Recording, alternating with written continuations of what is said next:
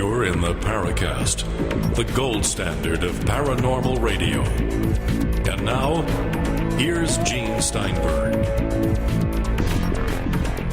With Gene and Chris on the Paracast, we're now still digesting all the incredible conversation we had with Dr. Russell Targ on last week's episode. And we've gotten really good reaction from it. I mean, maybe some people weren't too impressed by his conversation regarding Uri Geller, but, you know, that's a controversial issue. So, well, they weren't there. I mean, they didn't actually design the experiments and monitor them. To stop an atomic clock and do some of the things that he was able to do are beyond the realm of just sleight of hand and magicianship. I think there's something there with Geller. I'm not sure what, but... Well, I don't know. It may be one of those things that happens with a lot of people. They have some sort of ability. That ability manifests itself, but not regularly or reliably. But because he's a performer and needs to produce on stage, sometimes he helps it along. Yeah. I love the story about him being on a national broadcast in England in the, I think, early 70s. And it was one of his first real major exposures to a large audience. And clocks started that hadn't worked in decades. Several thousand silver, like spoons and forks and stuff started bending around the country, even across the channel in France. Very, very intriguing. It'd be kind of hard to pull that off unless there was something to it. Well, I think about the instance involving a former girlfriend, where she sat there and the spoon curled up. And I know she wasn't faking that. You know, why no, you can't, fake you something can't bend like the that? bowl of a spoon like that into a tight curl. In some of the comments on the thread, too, Gene, about his daughter, I thought were a little over the top. But we'll have to see how it plays out. As I said, the reaction was pretty good. We should get Hal Puthoff. He's still around, isn't he? Yeah, oh yeah. Let's get Hal on the show. Yeah, well, I think now that Russell and Jacques Vallée have done the show, I think there's a good chance we could get Hal on. Well, that would be something for the future. Today, we have our guest sitting here, waiting. We do? Yes, she's sitting. I see her right now. Rosemary, you're there, right? I am here in virtual space. She's virtually in space.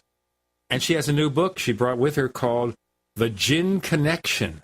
And just looking at the subtitle here, let me give you the subtitle. The Hidden Links Between Djinn, Shadow People, E.T., Nephilim, Archons, Reptilians, and Other Entities. And since you have the category, Rosemary, of other entities, that means I'm included? It's a kitchen sink category. You could be a candidate, Gene. Oh, I'm in trouble now. Seriously speaking, Rosemary, welcome back. I appreciate your sense of humor to tolerate this abuse. I love Joe. And we love having you on. But we wanted to start off here in producing this book. And, of course, this obviously is your second book with Djinn in the title. In writing the new book, what sort of things did you want to cover that you may have only partly covered or not covered in the first book? The first book, The Vengeful Djinn, is an introduction of the Djinn to Western culture. Most people really don't know about the Djinn. If they've heard of them at all, they think of them as genies. They know of them from entertainment, films, the Arabian Nights folk tales. They think of Barbara Eden, where you never saw her navel because it was airbrushed out. That's right. And they think of the blue genie in Aladdin's lamp that Disney did. My favorite genie of all. Even the Robin Williams. He did a great voiceover. Even the Three Stooges did a genie show. So genies have become kind of a figure of amusement in our entertainment culture, but most people don't realize that they are supernatural entities active everywhere on the planet, and that they are participating in haunting phenomena and the ET abduction scenario and a whole range of human encounters with other entities. So building on that introductory work, I wanted to go much, much deeper into how we have encountered the Djinn throughout history. And in many respects, we haven't even known it because we've labeled them other things. I found especially strong links to the whole ET contact scenario, in particular the abductions, going on right now that I think the Djinn are major participants in. So I've gone into that side of it, and I've also done some re-examination of our contacts with the demigods, gods, and ancient astronaut aliens from history. I think we need to reevaluate a lot of our entity contact experiences because the Djinn are there. I'm not saying they account for everything, but I think that they've disguised themselves and they have been interacting with human beings under a variety of masks and disguises throughout history. Okay, so how do we look for the telltale signs that Djinn was involved as opposed to any other sort of entity? A lot of it comes down to their behavior, their characteristics, and their appearances.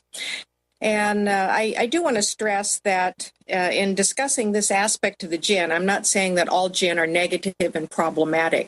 We tend to want to pigeonhole things all black or white, but entities are a lot like us. There's the good, the bad, and the ugly. What I am saying is that a lot of our problem encounters have come from a hostile faction of the Djinn. So entities who've had a manipulative attitude towards human beings, considering them to be lower life forms, manipulating them for their purposes, including genetic manipulation, having certain countenances, favorite forms of the Djinn are hybrid forms, half animalistic, half human, reptilian forms. Their behaviors of creating certain kinds of phenomena when they're unhappy with people, bad lucks, disaster, diseases, accidents, the kinds of things that make them upset, where they like to hang out on the planet. There are certain patterns that we can see over history that are associated with Djinn. And given their reputed attitudes towards human beings and some of the legends about them and folklore about how they have human beings in their crosshairs, we might surmise that they've been more active in our supernatural encounters than we realize. When you speak of this, of course, I start thinking about interference in human activities, causing harm, malicious mischief. I think of Deros, Richard Shaver's Deros.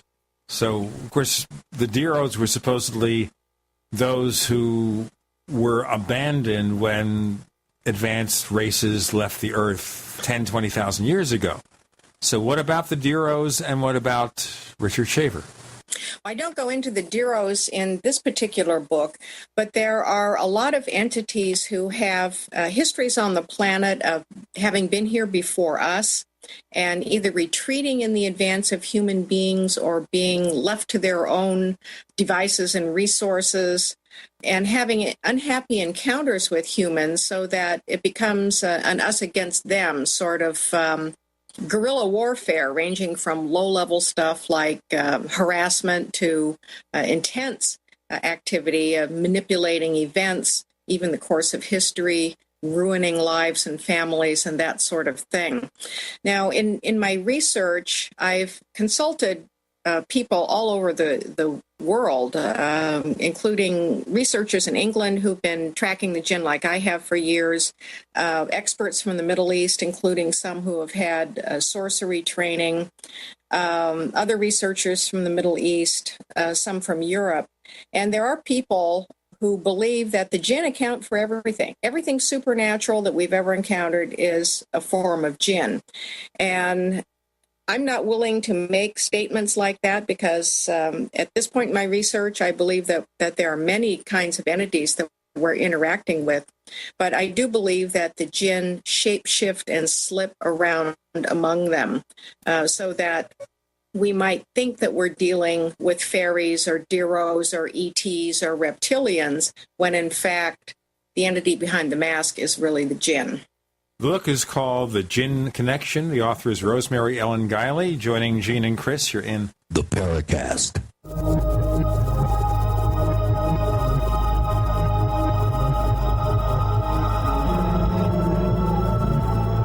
Don't complain about your cable bill going up and up and up. Do something about it. Grab a pencil and jot down this special number, 1-877-804-MY-TV. The more cable TV rates go up, the better digital satellite TV looks. So, disable the cable and get more of your favorite channels in 100% digital quality for less money. Call 1-877-804-MyTV right now to sign up for packages starting as low as $19.99 and up to 4 rooms. And there's no equipment to buy. That includes your free HD TV upgrade, your free DVR upgrade, and your free professional installation. And the best part, the pristine digital picture and sound. Call 1-877-804-MyTV. So, what are you waiting for? Pull out your major credit or debit card. Call 1-877-804-MyTV. 1-877-804-MyTV. Disable the cable, cut costs, and get more. Call 1-877-804-MyTV. 1-877-804-MyTV. Making the right decisions is a challenge to investors. Are we going to see economic growth, slide into a recession, or at worst, depression? Hi, Ted Anderson from Midas Resources. We all know when a company acts irresponsibly, divesting ourselves in a move towards safety is prudent. When the market becomes volatile, U.S. Treasuries are a safe haven. But what do you do when the U.S. government overextends itself and spends beyond its means? Many investors are turning toward gold as a common-sense alternative to traditional paper investments. Midas Resources has put together a powerful book titled 10 Reasons to Own Gold, discussing costs, benefits, risks, featuring full-color illustrations, weights, and measures. The book is free and can be yours by calling 800-686-2237. Paper investments are dwarfed by gold's 6,000-year history. Discover how gold may be right for you and your IRA by calling 800-686-2237. Whether buying or it's time for you to sell, the book is free. Call 800-686-2237. Hey there, my name is Frank Bates. Do you know the number one most valuable item in a crisis? Some people think the answer is gold. Others think it's a gun. But the correct answer will shock you. I just created a free video at crisis123.com that reveals a surprising item that is more valuable than gold in a crisis. 97% of Americans don't have this one critical item. In fact, they haven't even given it a thought. And the sad truth is that you may not survive without it when a real crisis hits and a starving mob is right outside your door. What I have to tell you could literally make the difference between life and death for you and your family.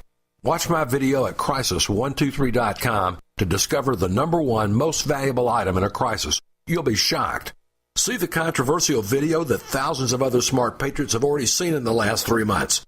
Go watch my video now at crisis123.com before they force me to shut it down. Again, that's crisis123.com. Gardeners, here comes another growing season, but don't use last year's soil. Maximize yields in your survival garden with EM1 from Terraganics. EM1 is an organic soil conditioner, fertilizer amendment, and compost accelerant that provides a broad spectrum of beneficial microorganisms, enzymes, trace minerals, vitamins, and various organic acids. EM1 helps regulate the soil's pH level and its soil microbes, improving moisture retention and drought tolerance. Remember last year's dry conditions? EM1 from Terraganics is safe, chemical-free, and certified for use on all organic farms. It improves plant quality, size, color, flavor, and gives up to 20% more nutrient value in fruits and vegetables, and greatly increases shelf life. And EM1 is so simple to use, just mix with water and apply.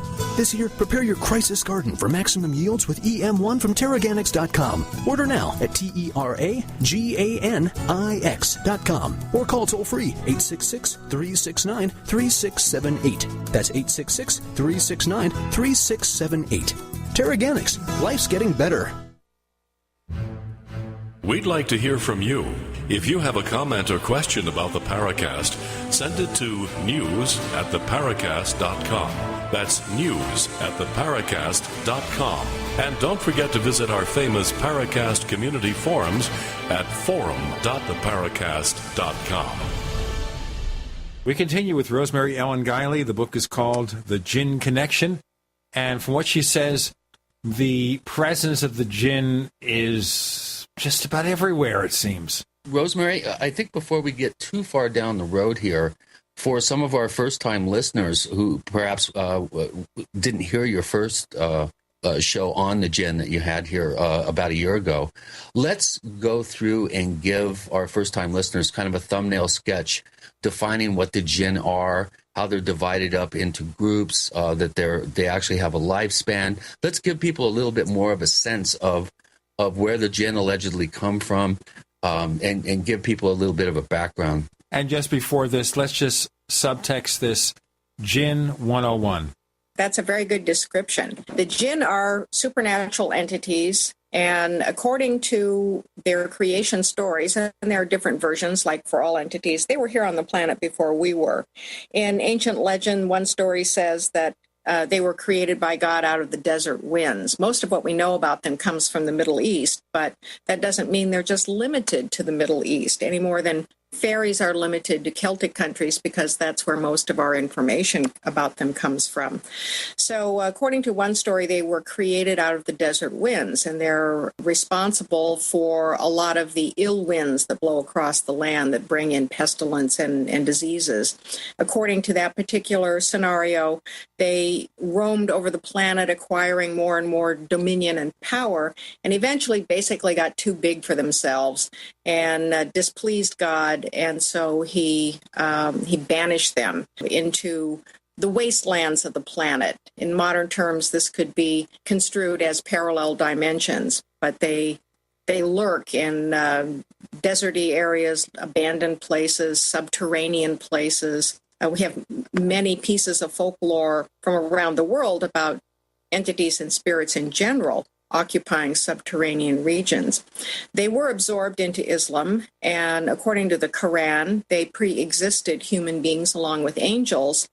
But when human beings were created, they refused to show deference to human beings, and this made God angry, and he cast them out. Upon their appeal, gave them until Judgment Day to prove that human beings were inferior and unworthy. In that respect, from a religious perspective, the bad Djinn assume a role like demons do in Christianity, to torment and harass. And in fact, many of our interactions with Djinn could be described as demonic. I do think that the Djinn are probably more dangerous and powerful than a lot of the demons that exist in Christian lore, however. So how I got interested in the Djinn was through a variety of research paths, through magic, alchemy, Arabian lore. And when I started taking on research about the shadow people and negative hauntings around 2004, I discovered that there was quite a pattern of experiences that people had with persistent negative entities who could not be banished under any circumstances. They resisted all kinds of exorcism. And as I built up more and more of a database, it occurred to me that these people were really dealing with Djinn because they fit the Djinn model perfectly. Now, the Djinn are said to have lifespans far beyond human beings, thousands of years. But they do have families, they have offspring, they are capable of sexual intercourse with human beings to create hybrids. They have their own hierarchies, their own morals, ethics, legal systems, and so on. But they have a lot of supernatural powers, and they seem to be able to find their way into our side of the dimensional realm through portal areas, thin spots between dimensions. Some of them also have literally an anchor in the land, and like the fairies, and they consider land that belongs to them, and they don't like people coming on it. These would often be found in remote areas. As human beings push further and further into remote areas around the planet, we're having encounters with territorial Djinn, and these are not happy encounters. In fact, human beings usually wind up on the losing end of things. That brings up a really interesting potential example. You and I traveled to the San Luis Valley a couple of years ago and investigated a case where an ancient stately tree had been cut down and a house had been built in its place, and the inhabitants of the house all of a sudden started having these inexplicable experiences occurring. And that's one of the first things that you kind of thought is maybe that cutting down that tree maybe had some sort of effect on something that was there that felt that it had dominion of that over that area. It was a very interesting case, Chris. And in fact, that whole trip through the San Luis Valley that we did, it's an area that is just riddled with Djinn presences, as well as other things, and it's terrain ideally suited to them. But I had already had a pattern of cases where destruction of trees on property seemed to enrage some resident entity. And one of the things that I explore in the Djinn Connection is, where did this come from? Well, if we go way back into ancient texts, to the Dead Sea Scrolls and the Book of Enoch and the stories of the Nephilim, we find what may be the origin point for that, because apparently 200 trees are cut down to symbolize the demise of the 200 watchers who mated with human women to create the Nephilim. My reinterpretation of the watchers, who are never called angels in the Bible, they're called the sons of God. I believe they were Djinn, and that the Nephilim were Djinn-human hybrids. So we have this tradition of being upset over the destruction of trees, which may go back to a revenge attitude for the story, the fall of the Watchers. Now, fairies, who have a very strong association with Djinn, in fact, in some respects, you could say that many cases they're one and the same. Fairies also are very protective of their trees, and woe be unto the person who cuts down their favorite trees. Rack and ruin. All right, but how do we know whether we're cutting down the wrong tree? A silly question maybe, but I'm just curious. The average person is probably not even going to think about it. And in fact, in our culture, we're very cut off from the supernatural realms, unlike our ancestors of even a century ago. We have very little concept of the presences who occupy the land with us. We live in an interdimensional, multidimensional world. We have other beings who share this planet with us, even if we can't see them most of the time. They're interdimensional. And so we're just going to go around doing what we please on the planet, thinking we have the eminent domain. And problems that arise from that, we don't automatically associate that with some supernatural association that we have stirred up hostility from the spirit world. That's part of our ego, I guess. We have Rosemary Ellen Guiley, author of The Djinn Connection. With Gene and Chris, you're in the Paracast.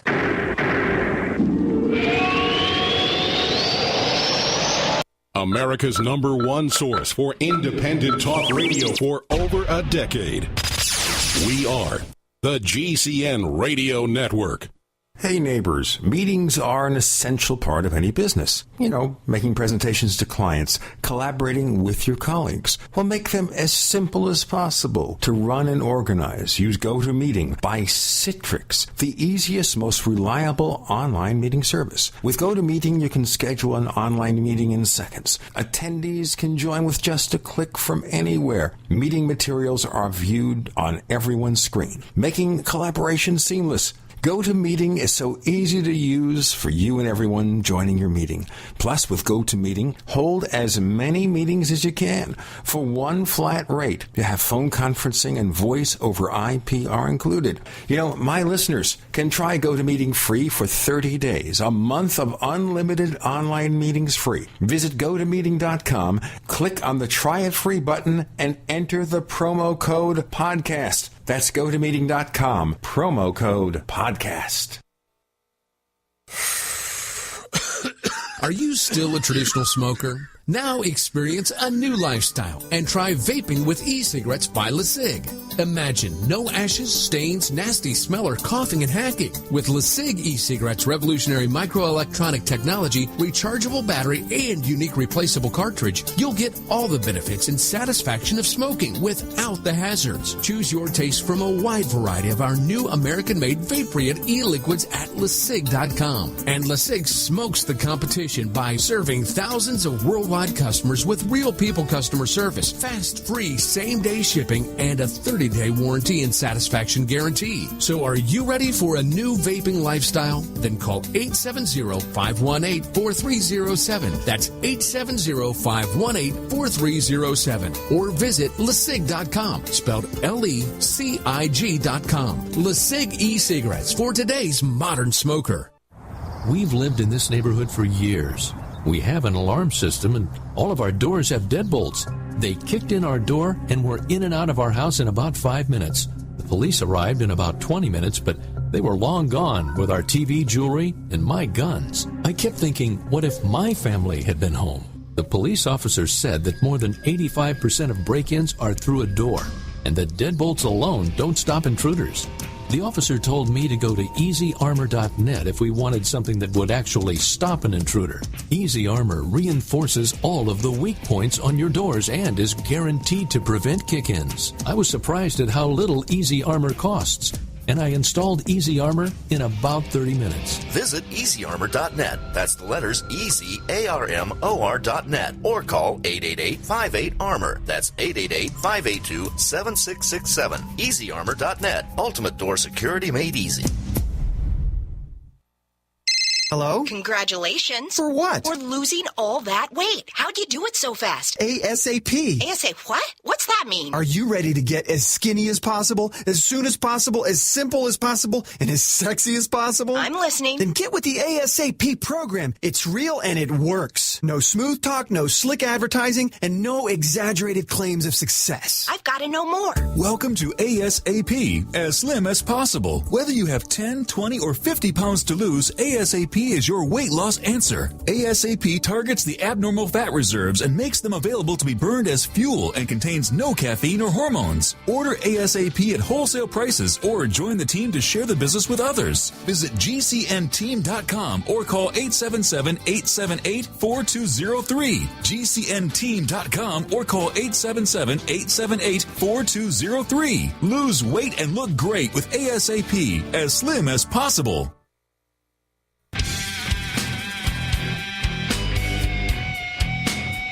This is Kurt Sutherland, the author of UFO Mysteries, and you're listening to the Paracast. Rosemary Ellen Guiley is here.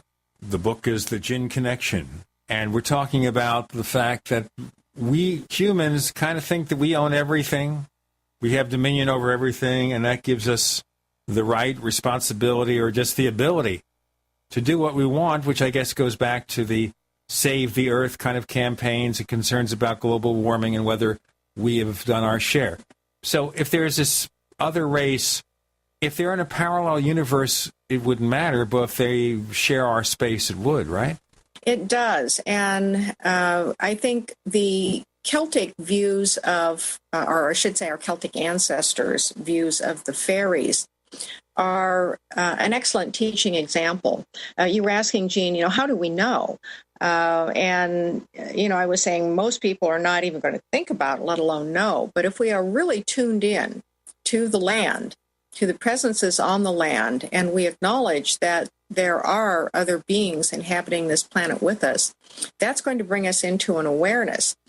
Our ancestors knew where the fairy strongholds were. They knew where the fairy tracks were, the trees, the glens, and things like that. And they knew that some of those areas could be cohabited, and some of them probably not. They were just off limits. This awareness stems from our own innate intuitive and psychic ability, which many people do not even attempt to develop. We all have it innately. And also this attitude that we're the top guns on the planet, and it's up to us to decide how we're going to manage the environment. I really do believe that we have to develop a multidimensional awareness that's not only a better respect for the land, but a respect for the other beings who are sharing this landscape with us. That's a very good point, and it harkens back to a lot of indigenous peoples' cultures and their belief systems that hold the land as sacred. Now, I have an interesting thought came to mind as you were describing the apparent connection between fairy-type entities, the Djinn, to, let's say, trees or specific locations. I wonder if the Weyerhaeuser family has been plagued with Djinn encounters over the years because they've cut down millions and millions of trees. Or how about loggers in the Pacific Northwest? It would be interesting to find out if logging, guys that are on logging crews ever encountered anything that could be possibly related to a Djinn type presence, because those guys have cut down a lot of trees. If we had a chance to go in and study some of those associations, we would probably find some interesting evidence. In other cultures, there are often automatic connections made between the results of some sort of action that infringes on the realms of other entities. And people make different conclusions about why things happen to them.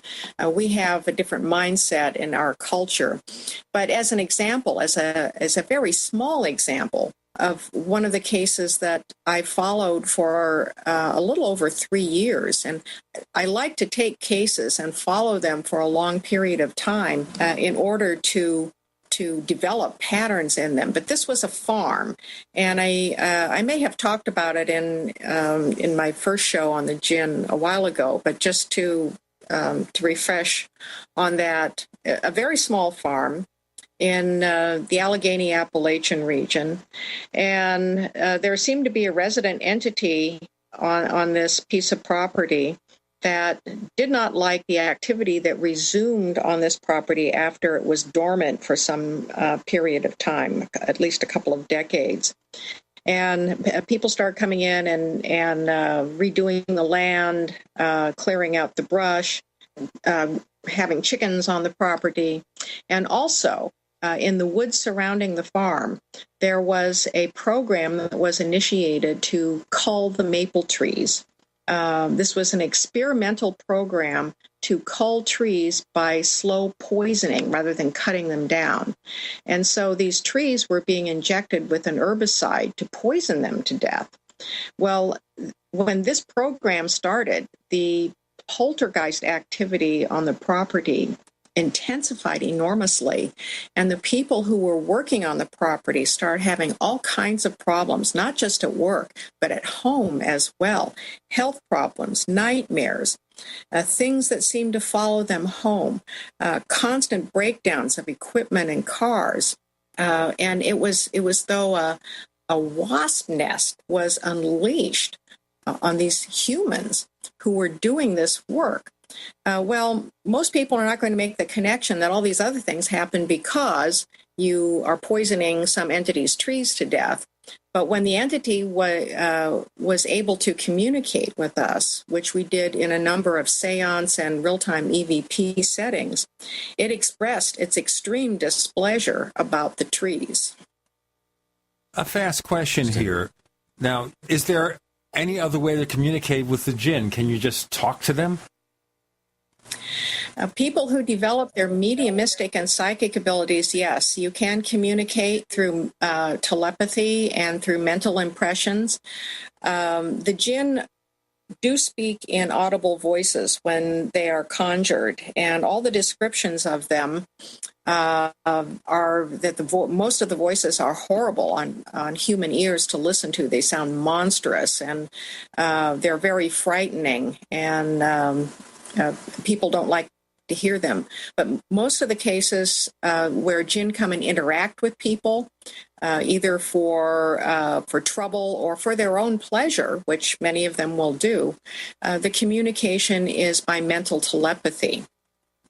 I have used a variety in my investigations when I've been out on site where people are having trouble and the entity, I've identified the entity as a Djinn. I've tried a variety of things besides mental telepathic contact. I've tried EVP through passive, that is recording on digital recorder and waiting for a response on playback, real-time EVP through the ghost boxes, the radio sweep devices called Frank's Box and Ghost Box, and seances, literally holding a seance and either acting as the medium myself or using someone else as the medium. You know, some of our skeptics out there are just going to be rolling their eyes and going, oh, my God, I can't believe anybody believes this type of thing.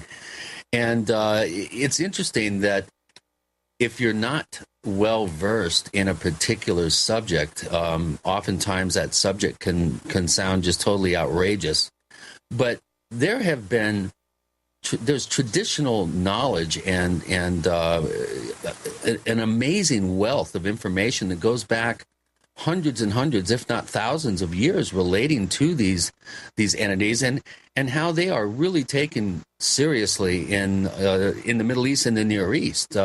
Give us some examples of some famous Djinn encounters in the Middle East. I'm sure there's a number of them. I can think of a couple myself. George W. Bush, I think, was blamed as being inhabited by a Djinn for starting the Second Iraq War, for instance.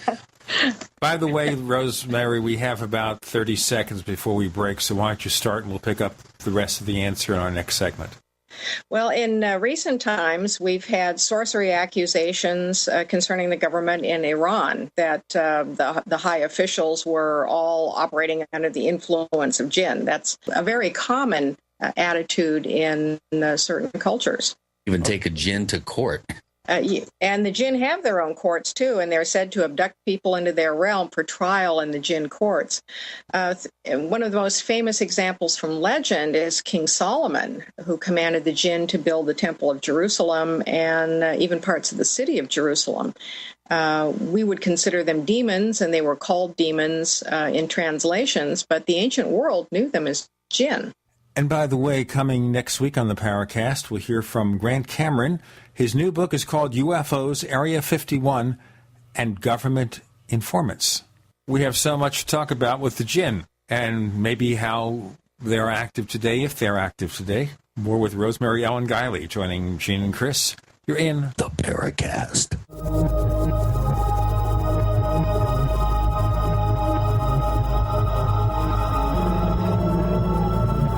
Are you tired of searching for great talk radio? Something more important. Search no more. We are the GCN Radio Network.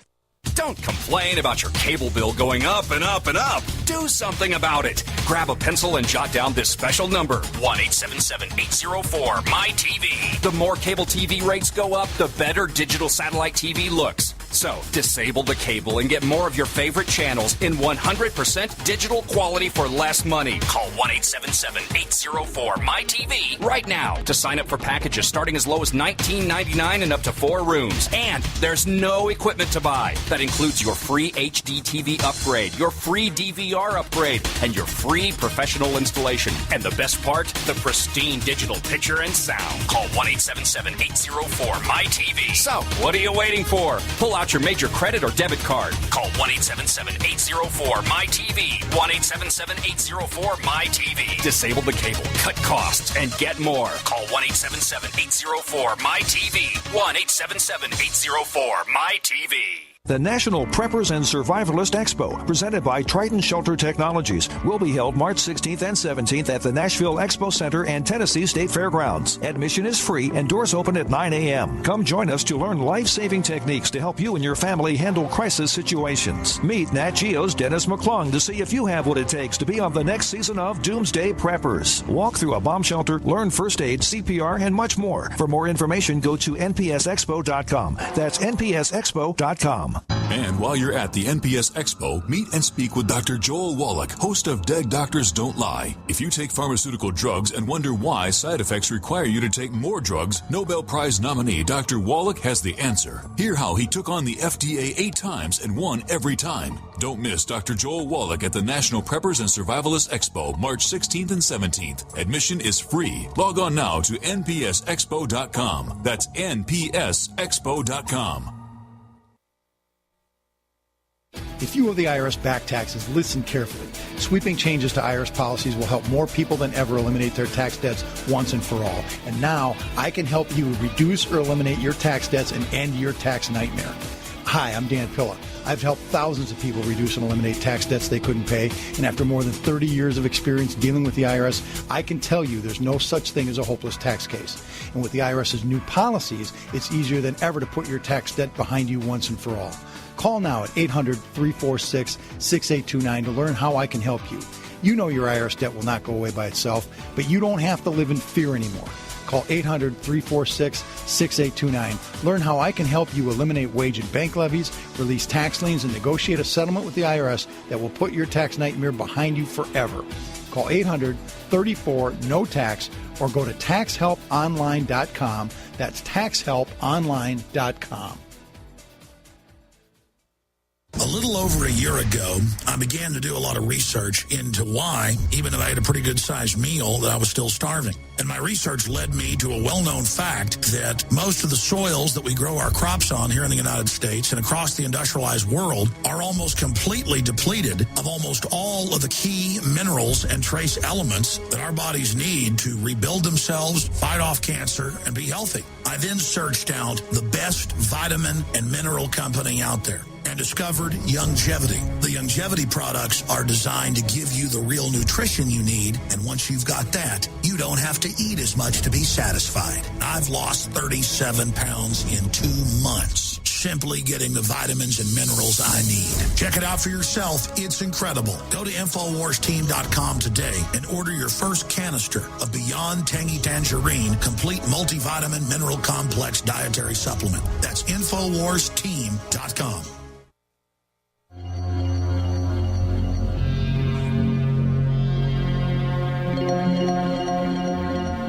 Hi, my name is Richard Dolan. You're listening to the Paracast.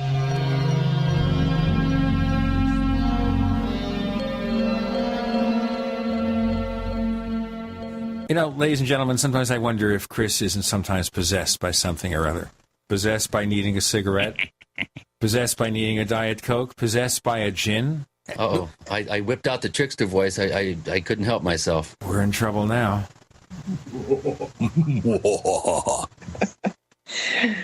Well, I would like to just add to something that Chris pointed out before the break about how someone who's not exposed at all to this sort of activity is likely to just throw it all out as pure imagination. And that's often the Western reaction. And I do comment on that throughout the Djinn Connection, is that there are other cultures throughout history who have taken some things very seriously. And because, we have divorced ourselves from the spirit realm in our culture, we think they're backward, they're primitive, it's imagination, it's fantasy, but it's not.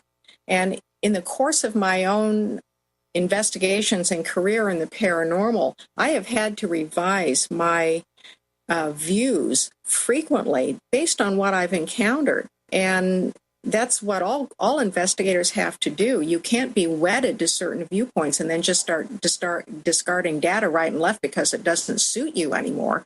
And you have to go where the data takes you. And the deeper I've gone into some of these areas, especially entity contact experiences, it's become apparent to me that there's quite a bit of activity going on all levels, good, neutral, and the dark side of it.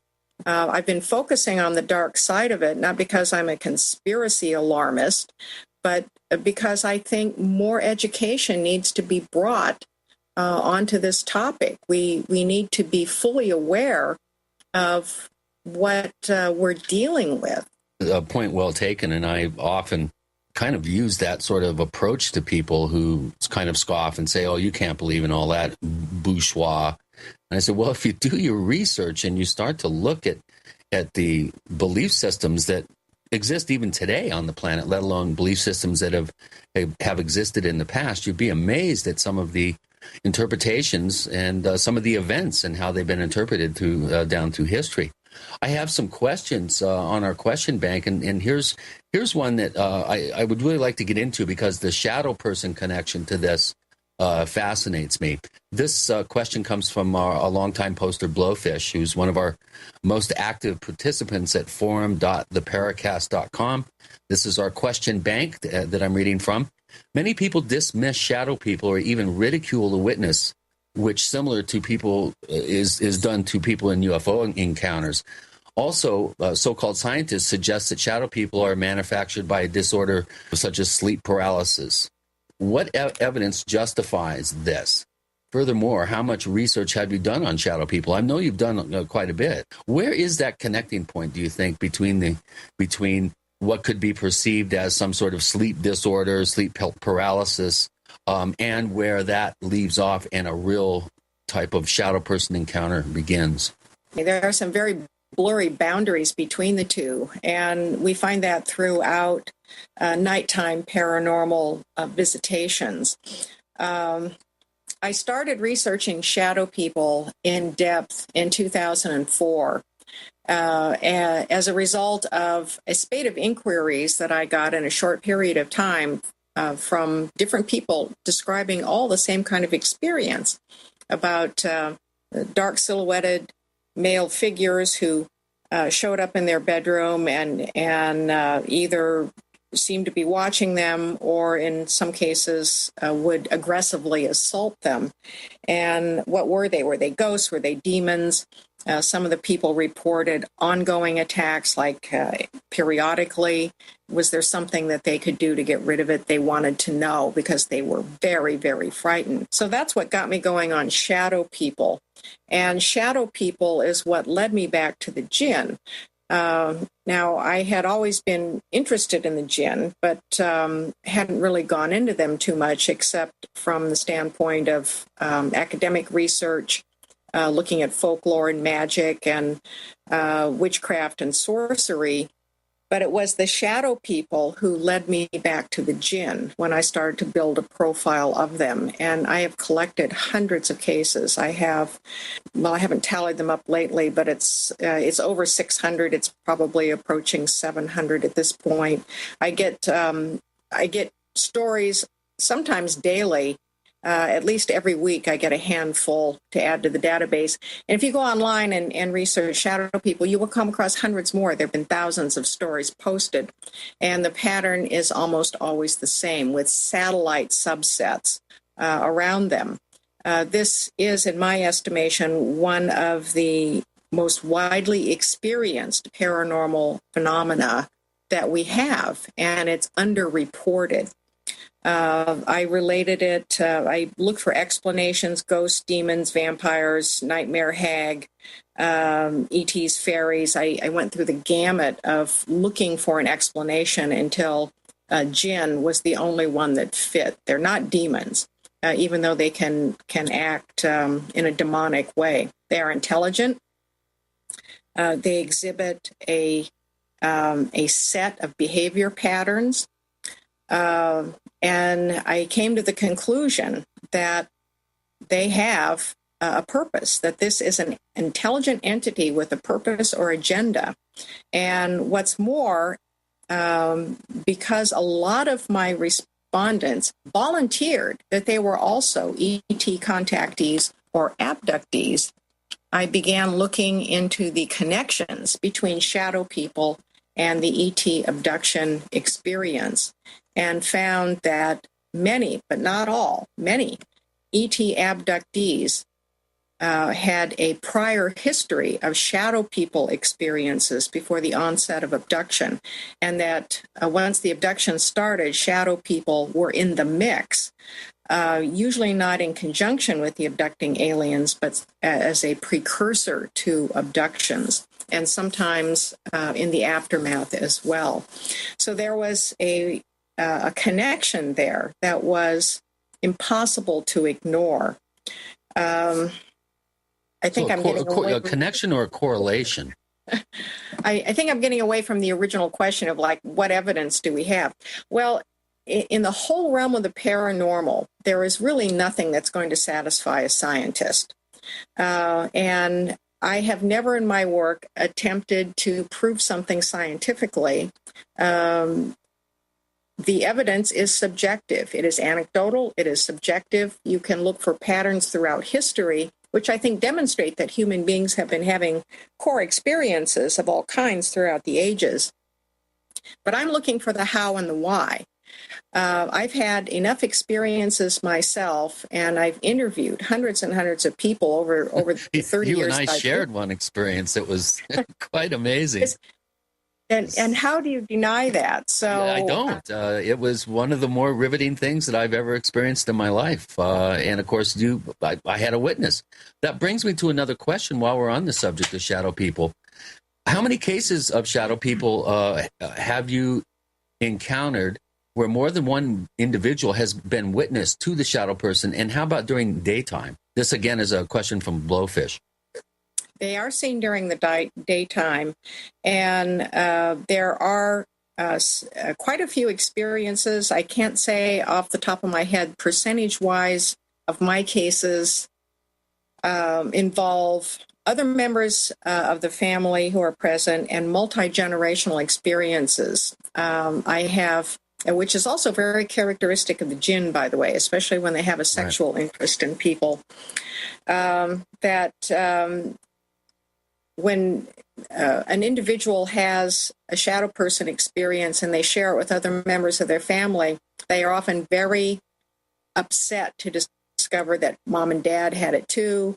So did an aunt and uncle, grandma and grandpa did, and that there seems to be something that is keeping track of them through generational lines. Now, unlike the abducting ETs, where when an abduction happens, if there's another person in the same bed, that partner will often be unaware of the abduction experience.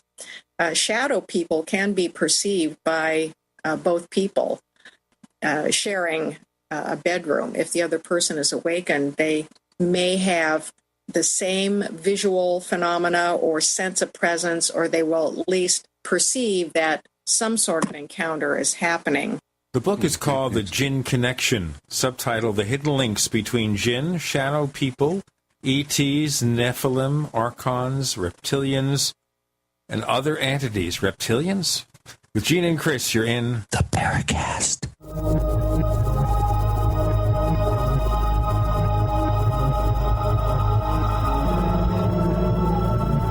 The GCN Radio Network, providing the world with hard-hitting talk radio. GCN.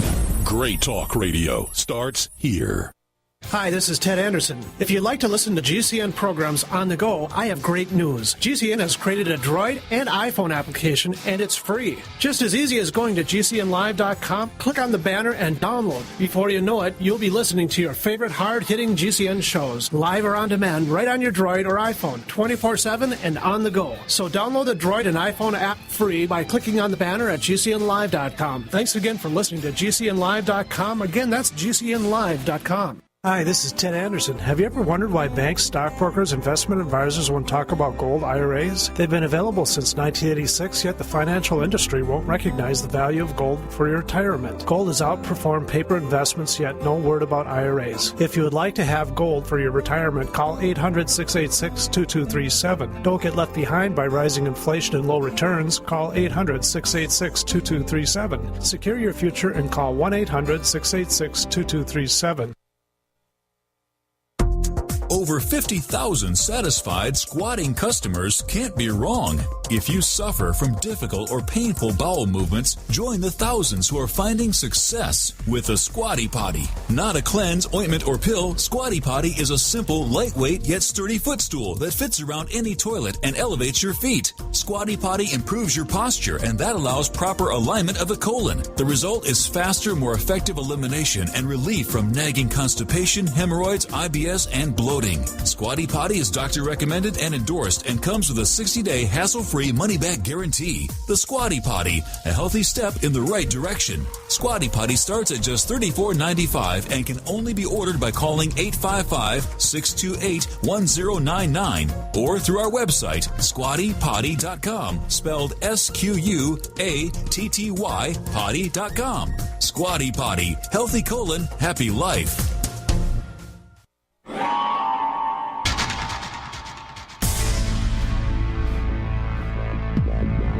Welcome back to the Paracast, the gold standard of paranormal radio. And now, here's Gene Steinberg.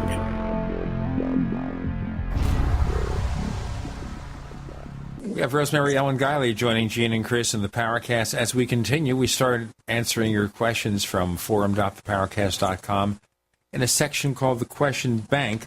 But a few things came up that I just wanted to ask you here, Rosemary. I'm still a little dim about this, and I hope you'll take pains to make me understand better. How do we know it's Djinn and not something else? Not E.T., not any other kind of creature? Sometimes, Gene, it's very hard to know where one entity might leave off and another exists, so to speak. And I have told other paranormal investigators not to make immediate assumptions about what might be present, for example, in a persistent negative haunting. Don't jump to conclusions, because sometimes it takes a while to sort it all out. And there are lots of different kinds of entities that share similar characteristics. So I think what it boils down to with the Djinn a lot is that they are very formidable and powerful. They never go away completely. They have a vengeful or manipulative bent to them. It is possible to get rid of some low-level entities, for example, that might be occupying a place or a home. Residual energy left over from human death, which has no intelligent locus to it, is pretty easy to get rid of. There are nature spirits and elementals and things like that can be dispersed from an area.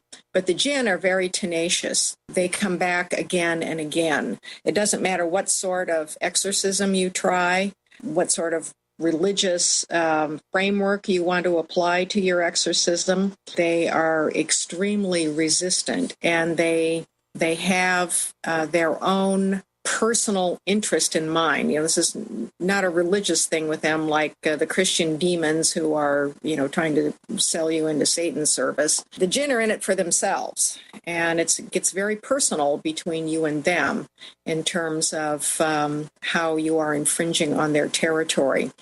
So the bottom line here is that sometimes, let's say, for example, we have an entity that we think is a fairy, and another person might label that hostile entity acting out as a Djinn. And is it a fairy or is it a Djinn? It's a matter of interpretation. In fact, William Butler Yeats, who was a very good occultist as well as a poet and intensely interested in fairies, he made the comment over a century ago that fairies are how we are able to perceive them. And I think that's the case with all of these entities. We perceive them how we are able to and how they fit into our framework. Bullard and Vallée, some of the, Keel, some of the early examiners of the ET encounters, Cynthia Hind in South Africa, all commented that beings who were being interpreted on a local level as fairies would be labeled ETs by Western researchers. So we have this liminal area that's very gray and shapeshifty that we're dealing with.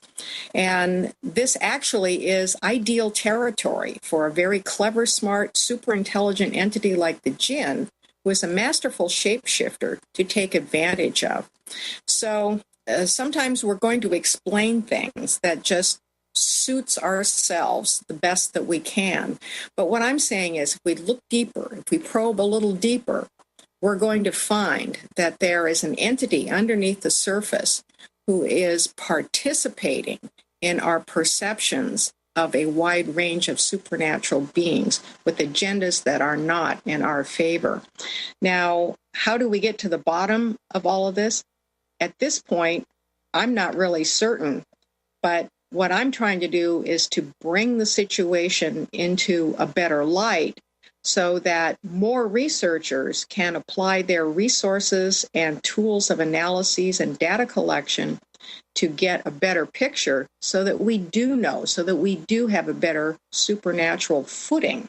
Well, you bring up several very, very good points, and one of them is kind of the focus of a question by a longtime poster at forum.theparacast.com who's named himself Spooky Mulder.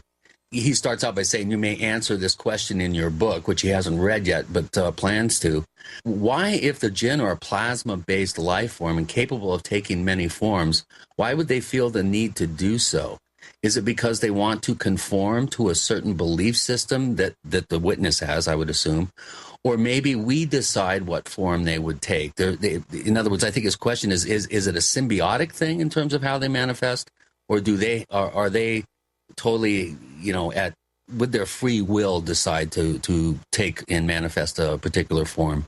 According to the lore about them, the Djinn have free will. And what I have seen from my own research and my own encounters with them and the the work that I've done in cases where they've manifested is that they seem to have the ability and the will to choose an appearance that is going to have a desired effect on the people they're dealing with. And if you're afraid, then they will perhaps play that angle and take on a countenance that's going to be extremely frightening to you. If they are out to seduce you, they're going to be very pleasing and alluring in order to get you to open up to them. They may want your trust, and so they might appear in some sort of innocent, even childlike form. Nobody really knows exactly what the true form of the Djinn is. The smokeless fire is how they're described in the Quran.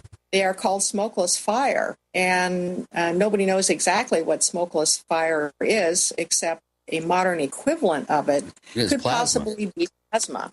Yeah. And they do seem to react to electromagnetic energy, intense amounts of electromagnetic energy, which could even be in terms of turning on a lot of lights in a television set, will often disrupt the ability of the entity to remain present. Not always, but in quite a few cases. So this gives them a very fluid form. I have seen them as blobs, black blobs. I've seen them in human-like forms as pillars, as moving amorphous shapes, as swirling clouds of black, like black ink. I have seen the shadow person form dissolve into like black smoke and disappear. So they have this capability of changing their appearance apparently at will, and also disappearing from this dimension at will as well.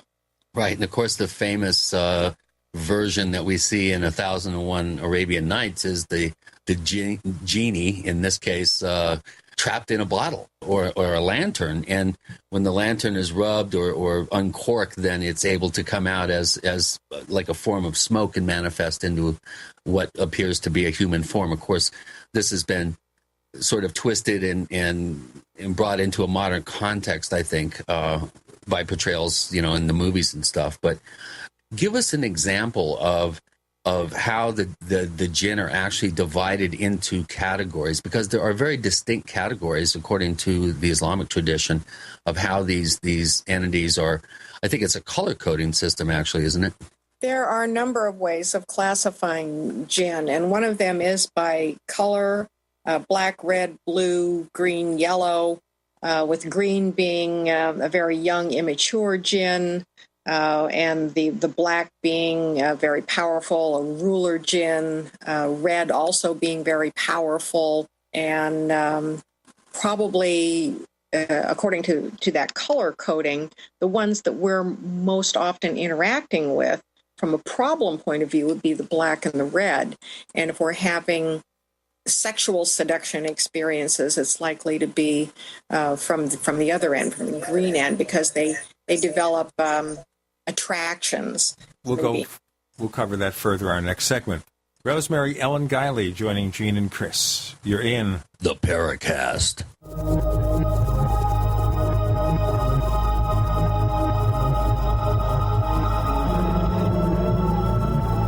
Hey neighbors, meetings are an essential part of any business. Making presentations to clients, collaborating with your colleagues. Well, make them as simple as possible to run and organize. Use GoToMeeting by Citrix, the easiest, most reliable online meeting service. With GoToMeeting, you can schedule an online meeting in seconds. Attendees can join with just a click from anywhere. Meeting materials are viewed on everyone's screen, making collaboration seamless. GoToMeeting is so easy to use for you and everyone joining your meeting. Plus, with GoToMeeting, hold as many meetings as you can. For one flat rate, you have phone conferencing and voice over IP are included. My listeners can try GoToMeeting free for 30 days, a month of unlimited online meetings free. Visit GoToMeeting.com, click on the Try It Free button, and enter the promo code PODCAST. That's GoToMeeting.com, promo code PODCAST. Hi, this is Peter Cronschnabel from Midas Resources. As you know, the federal government spending is at an all-time high, and inflation will be a direct result of the spending policy. European government and central bank spending policies have put the European Union on the brink of collapse. What are you doing right now to protect yourself financially? Are your assets working for you or against you? One thing is certain. Having physical possession of gold and silver will guarantee that no matter what happens to our economy or the dollar, your investment will never be worthless. And it will protect you from that hidden tax, inflation. If you've been thinking about investing in physical possession of precious metals or having an IRA in precious metals, I can help. Call me today, Peter Cronschnabel, at 800-686-2237, extension 108. And I'll take the time to personally put together a portfolio designed to protect what you've worked so hard for. Call 800-686-2237, extension 108. You've worked hard your whole life, and I want to work hard for you. Call Peter at 800-686-2237, extension 108. Hey there, my name is Frank Bates. Do you know the number one most valuable item in a crisis? Some people think the answer is gold. Others think it's a gun. But the correct answer will shock you. I just created a free video at crisis123.com that reveals a surprising item that is more valuable than gold in a crisis. 97% of Americans don't have this one critical item. In fact, they haven't even given it a thought. And the sad truth is that you may not survive without it when a real crisis hits and a starving mob is right outside your door. What I have to tell you could literally make the difference between life and death for you and your family. Watch my video at crisis123.com to discover the number one most valuable item in a crisis. You'll be shocked. See the controversial video that thousands of other smart patriots have already seen in the last 3 months. Go watch my video now at crisis123.com before they force me to shut it down. Again, that's crisis123.com. We all know that Berkey Water Purification Systems are the most trusted name in water filtration. As an authorized Berkey dealer for over 6 years and serving thousands of satisfied customers, the Berkey Guy offers amazing specials for Berkey Water Filtration Systems. The Berkey Light Systems include a set of self-sterilizing and recleanable black purification elements that purify water by removing chlorine, pathogenic bacteria, cysts, and parasites to non-detectable levels and remove harmful chemicals such as herbicides and pesticides. Order the Berkey Light System today, complete with 2 black Berkey elements for only $231, and the Berkey Guy will ship your order free of charge. With the purchase of a Berkey Light, the Berkey Guy is also offering a set of fluoride and arsenic filters for only $39.99. That's over 30% off the retail price. Call the Berkey Guy at 1-877-886-3653. That's 1-877-886-3653. Or order online at goberkey.com. That's goberkey.com today. We'd like to hear from you. If you have a comment or question about the Paracast, send it to news@theparacast.com. That's news@theparacast.com. And don't forget to visit our famous Paracast community forums at forum.theparacast.com.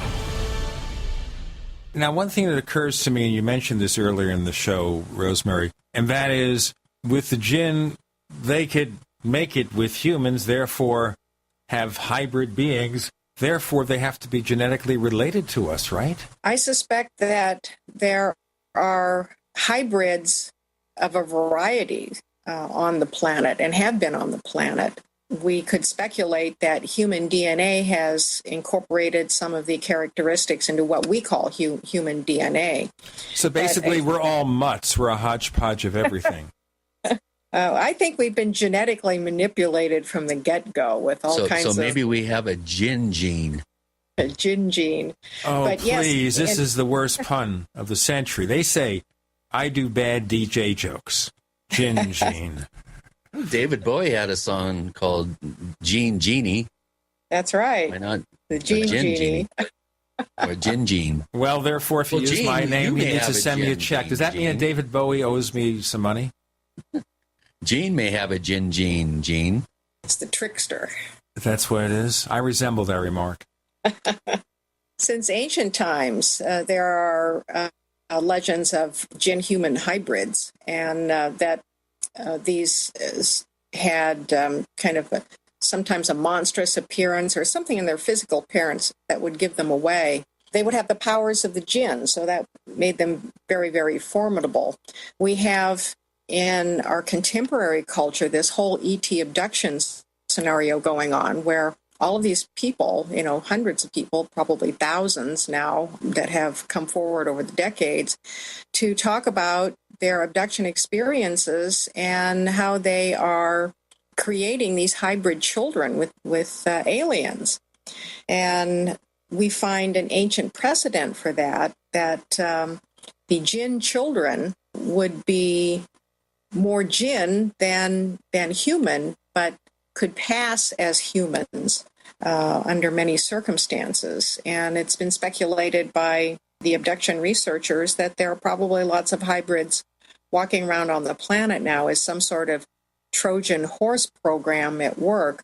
Well, the darkest interpretations of these is that yes, that this Trojan horse program is infiltrating the planet with hybrids who would have the allegiance to the aliens, but yet be able to exist among us and stay for prolonged periods in our dimension. Now, I'm not a conspiracy person by nature. I'm not an alarmist by nature, but I do think that there are some dark agendas going on in our entity contact experiences. They don't account for everything. I think positive experiences happen well, that there are benevolent and helping beings that are on the other side of the spiritual fence. But we do have this other problematic end of things that really can't be ignored. And all you have to do is go to Washington, D.C., and we'll find some dark entities, believe me. Probably where a lot of hybrids are hiding. From the perspective of other cultures, yes, manipulative rulers and politicians would be accused of being under the influence of Djinn or using Djinn for their own gain.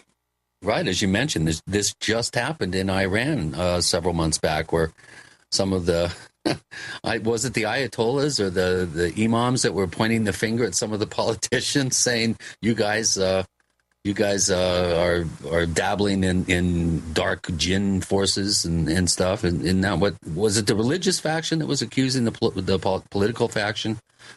I forget exactly how that story went. Well, when the accusations broke, it was the holy people, the sorcerers, and some of the skilled holy people who the imams.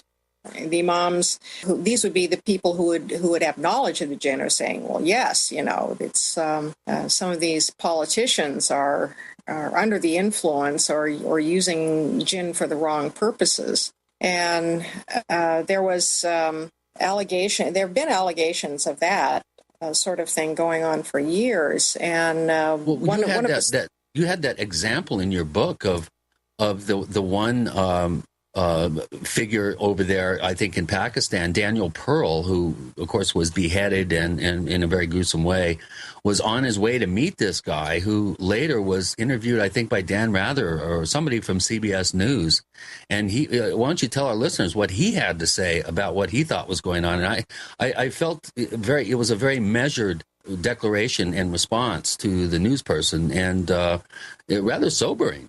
Indeed it was. And, this was back in 2002 when all of that happened. And yes, Daniel Pearl, who was kidnapped and beheaded, he was on his way to meet this sheikh and Mubarak Jilani. And Jilani gave an interview to CBS News after that. And, the thrust of his message was, look, the terrorists are not the ones you ought to be worried about. You really ought to be worried about the Djinn because they inhabit the earth and they can do all of these bad things, and they can be summoned and sent out to do terrorist things against people. And you really ought to be aware of that as well.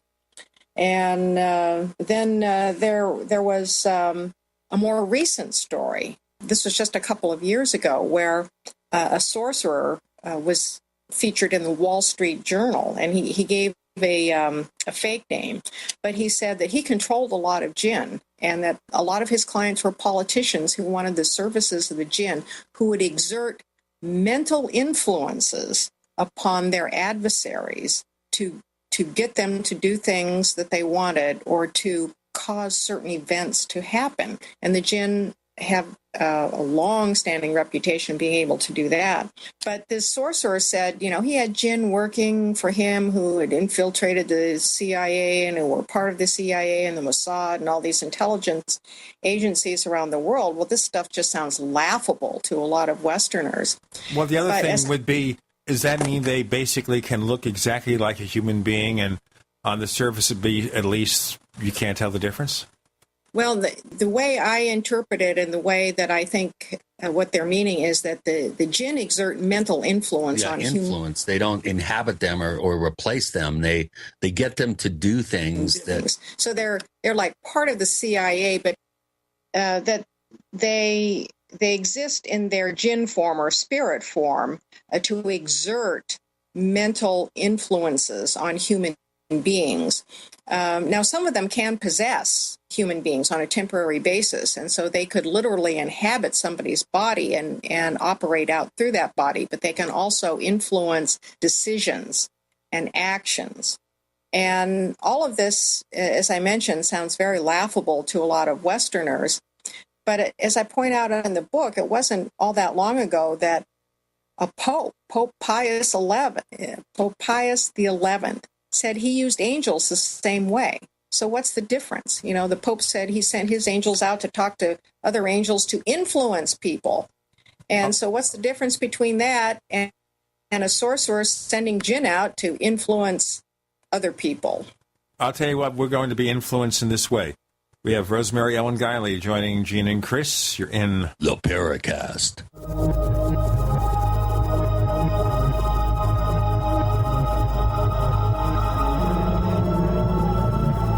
America's #1 source for independent talk radio for over a decade. We are the GCN Radio Network.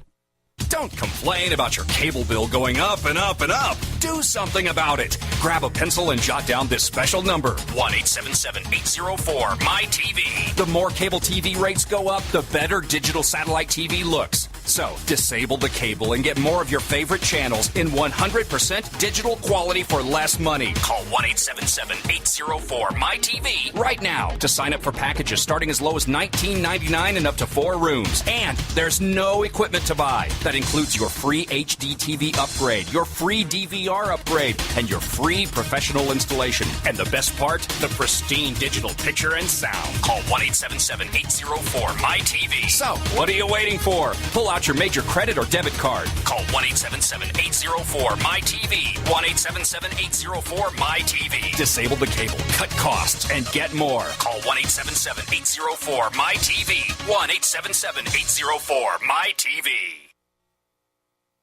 The American people think they live in a constitutional republic, land of the free, home of the brave. Right. Just try those lines on the judge when you get a ticket or have to deal with a big bad IRS. Instead, use escapeharassment.com. Since 1972, our volunteer group of researchers and educators have successfully taught how to escape tickets by law, and it works. Escape Harassment has 3 different steps to follow, depending on where you are in the ticket process. Learn how to escape tickets, IRS, or court proceedings before you go to court. For free, 3-minute pre-recorded information and FAQs, call this toll-free number, 1-877-457-9009. That's 877-457-9009. Or go to escapeharassment.com and see our money-back guarantee. That's escapeharassment.com. Remember, escape harassment works. What's safer and cheaper than prescription drugs? Glad you asked. The answer is Renovation Teas. Herbal remedies are much safer and much cheaper than prescription drugs. Taste great, and most importantly, herbal teas are effective and non-addictive. Renovation Tea is especially unique, and here's why. We spent years researching herbs and their beneficial properties.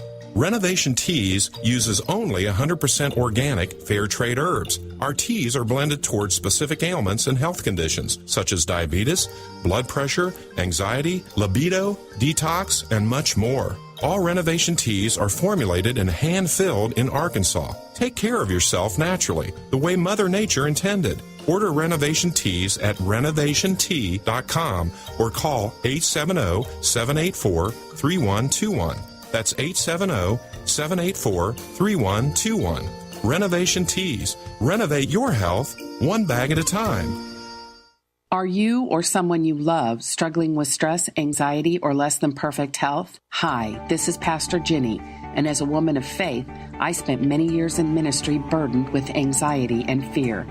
But in 2010, I met Dr. Carolyn Dean, and I took her recommendation to try RNA drops. Within days of taking RNA drops, my anxiety began to lift. My joy was restored, and the peace of mind that I would have once called a miracle has now become normal to me. Discover what RNA drops can do for you. Order your free sample today at www.rnafreesample.com. That's rnafreesample.com. There you can order a free 30-day trial-size bottle of RNA drops by paying just shipping and handling. That's www.rnafreesample.com. Maybe there's a miracle waiting there for you. This is Jerome Clark, author of the UFO Encyclopedia and other books.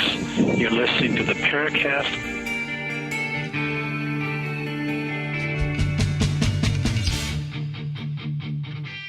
So, are the Djinn influencing humans, CIA agents, governments? What are they doing? The book Politicians. Boy, that would sure go a long way to explain some of these politicians' motives. Except sometimes, therefore, I would conclude that the Djinn aren't very smart. If the politicians are doing their bidding and coming up with some of the nonsense they come up with. Rosemary Ellen Guiley joining Jean and Chris. So, it may have started as a silly question, Rosemary, but the Djinn, if they're sending messages influencing certain people, does that mean they do more stupid things or less stupid things? I believe they do more dangerous things. Now, if we are indeed interacting with primarily with the hostile faction of Djinn, that is, the Djinn who have terrorist agendas against us, and this would not characterize all Djinn, but one of their endeavors would be to influence human beings who are corruptible, who are in positions of power. They would thrive on chaos, turmoil, destruction, adversarial relationships that would affect us financially and economically, from a health perspective, from a war and politics perspective. If you wanted to bring a society down as a terrorist, you would look for a variety of fronts to act out on. And if the Djinn are capable of influencing and corrupting people, then yes, they would have the potential to have a hand in human events and affairs. And they may have been doing that throughout history. I wonder where the whole thing about the three wishes thing came from. Is that can we trace the history of that particular aspect of interrelation, having a interaction with the Djinn back to the 1001 Arabian Nights, or does that three wishes and the genie is set free, does that have more ancient roots? It's definitely ancient and goes back to some of the earliest folk tales about the Djinn. I have not pinpointed an exact origin myself, but the whole idea of three wishes is even not completely true, because in some of the old folk tales, nobody's limited to three wishes. Take the story of Aladdin and his lamp. There's a genie in the lamp, and he conjures the genie out, and it becomes his servant. And he has unlimited wishes, whatever he wants. And he winds up being rich and powerful, and, gets a princess for a bride, and, things work out pretty nicely for him, and there's no limit to the three. But this format of the three wishes seems to be a staple of a lot of kinds of fairy and folk tales. And the format is always the same. Is the first wish is good, the second not so good, and the third wish either total disaster or it's used to undo the other two. And always with the adage of be careful what you wish for. I wonder why in these fairy tales or folk tales, the person doesn't go, I want 10 wishes as my first wish. I always thought that, even as a kid, I thought, well, why wish to be rich and famous or all powerful when you can wish for more wishes? I wish to have unlimited wishes. There you go. You would think that would be the first one. Yeah, well, you better watch out because, boy, you could inadvertently wish some things that you really didn't wish for. Even the X-Files had a genie episode where there's a genie in a rug that's unrolled, and, she gives Fox Mulder 3 wishes, and I think his first wish is for peace on the planet, so she erases all the human beings but him. Well, you got peace on the planet. I don't remember that one. Yeah, I'm not sure what season that was, but and in fact, all of these stories, people had to word their wishes very carefully, but the genie would always find a way around it. Right. The genie, of course, would be very capable of parsing the language and finding things to trick us with. Therefore, the genie must work as lawyers. They're pretty sharp. They would make excellent. They would make excellent lawyers. Make excellent scum-sucking bottom feeders. Oh, sorry.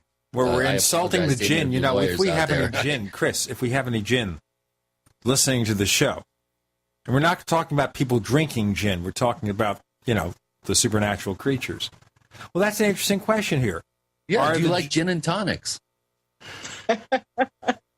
Well, I have a little story to share, and this is it's kind of a silly little story, but a couple of years ago, I was heading out to the UFO Congress, and I had to change planes in Nashville, and there was some sudden mechanical failure, and we got stuck at the airport for 6 or 7 hours before they could get another plane, and so I missed the whole first day. I was just very upset. But when we got on the plane, on the plane that they brought in to finally take us to Arizona, and the flight attendant came to take people's drinks, everybody around me ordered a gin and tonic. I kid you not. And the flight attendant's name was Ginny. Probably so. Yeah. No, that's interesting. The expectant parents. Be very careful with female names that sound like Jeannie, Jenny. You may be creating a monster. So, what are some of your favorite cases that really leave no room for interpretation in your mind? That what you were dealing with was one of these Djinn type entities. Well, there's a case that I've got going on right now in West Virginia where it's a piece of land that is in one of these portal areas. And you find all sorts of things going on for a long period of time. I've had an opportunity to interview generational members of an extended family who've lived for decades in that area, and shadow people, ghosts and apparitions, blobs that run on the land, entities called grave robbers. And I've got reports of them from other states as well. Sometimes they go by other names. But the Djinn, I find, seem to especially like weird hybrid forms. And I think they account for a lot of the mysterious creatures that people encounter out in remote areas, the animals that should not be because they seem to be combinations of things. And the grave robbers are combinations of pigs, armadillos, crocodiles, and what even might be ascribed as a chupacabra-like appearance.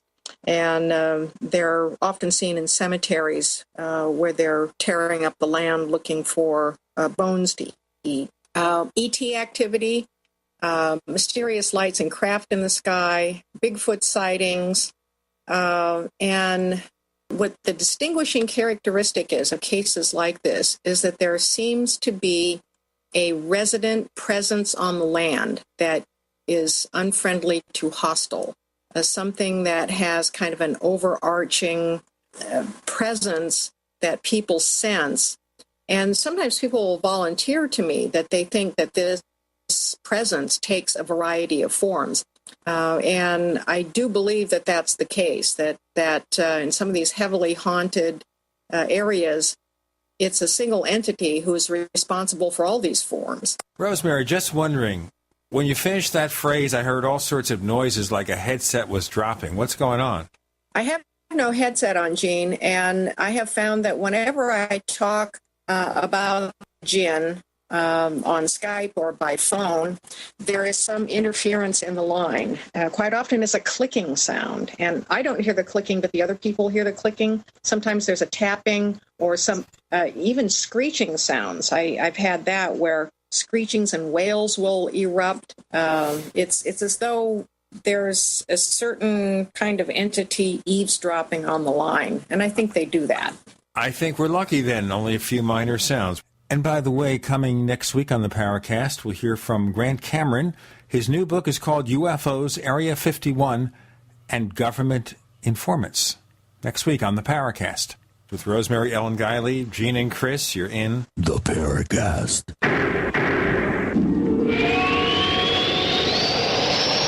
Are you tired of searching for great talk radio? Something more important. Search no more.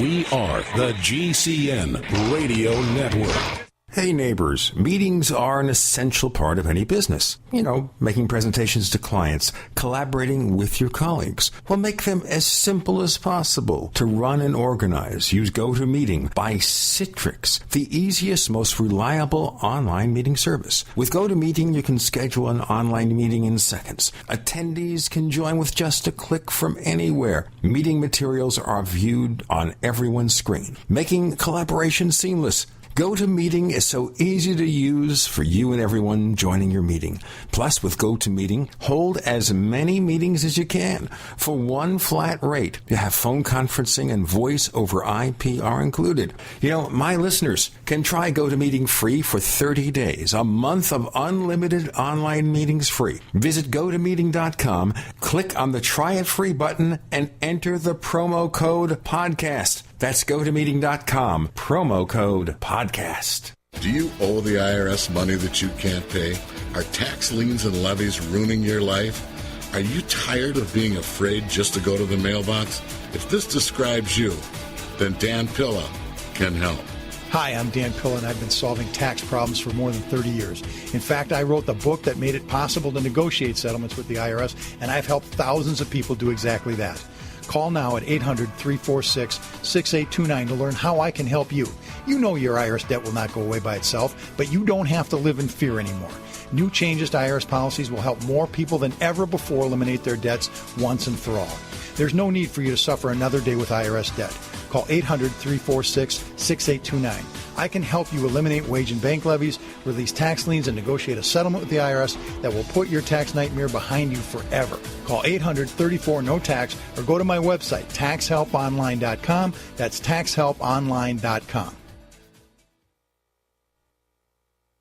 Spring is here. Growing season. The economy is not getting any better. In fact, it's getting worse. Think about it. At this rate, how will your life be in a month or even a year? Maybe you've been putting things off, but the time to act is now. The country is running out of food. You need to get your seeds before it's too late. At organicaseed.com, you'll find one of the largest online selections of heirloom seeds, survival seed packs, as well as the giant vegetable seed collections that can feed you and your family for years. Grow your very own fresh vegetables, wheatgrass, fruits, herbs, rice, tea, coffee, and tobacco. With detailed growing guides available to you at no charge, you can maximize your harvest and investment. And the best part? All orders ship within 24 hours. So head over to organicaseed.com. That's ORGANICA seed.com. Organicaseed.com today.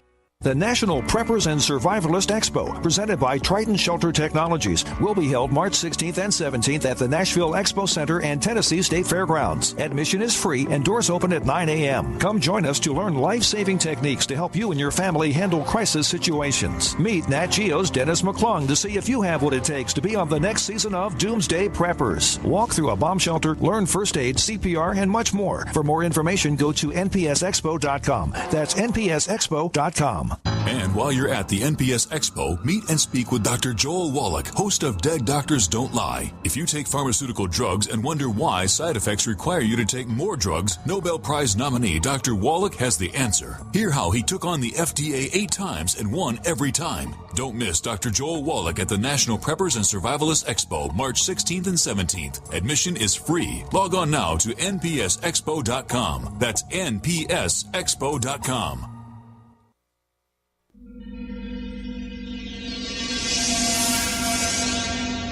This is Hilly Rose, and I hope that you do listen to the Paracast because you will learn a great deal about the paranormal.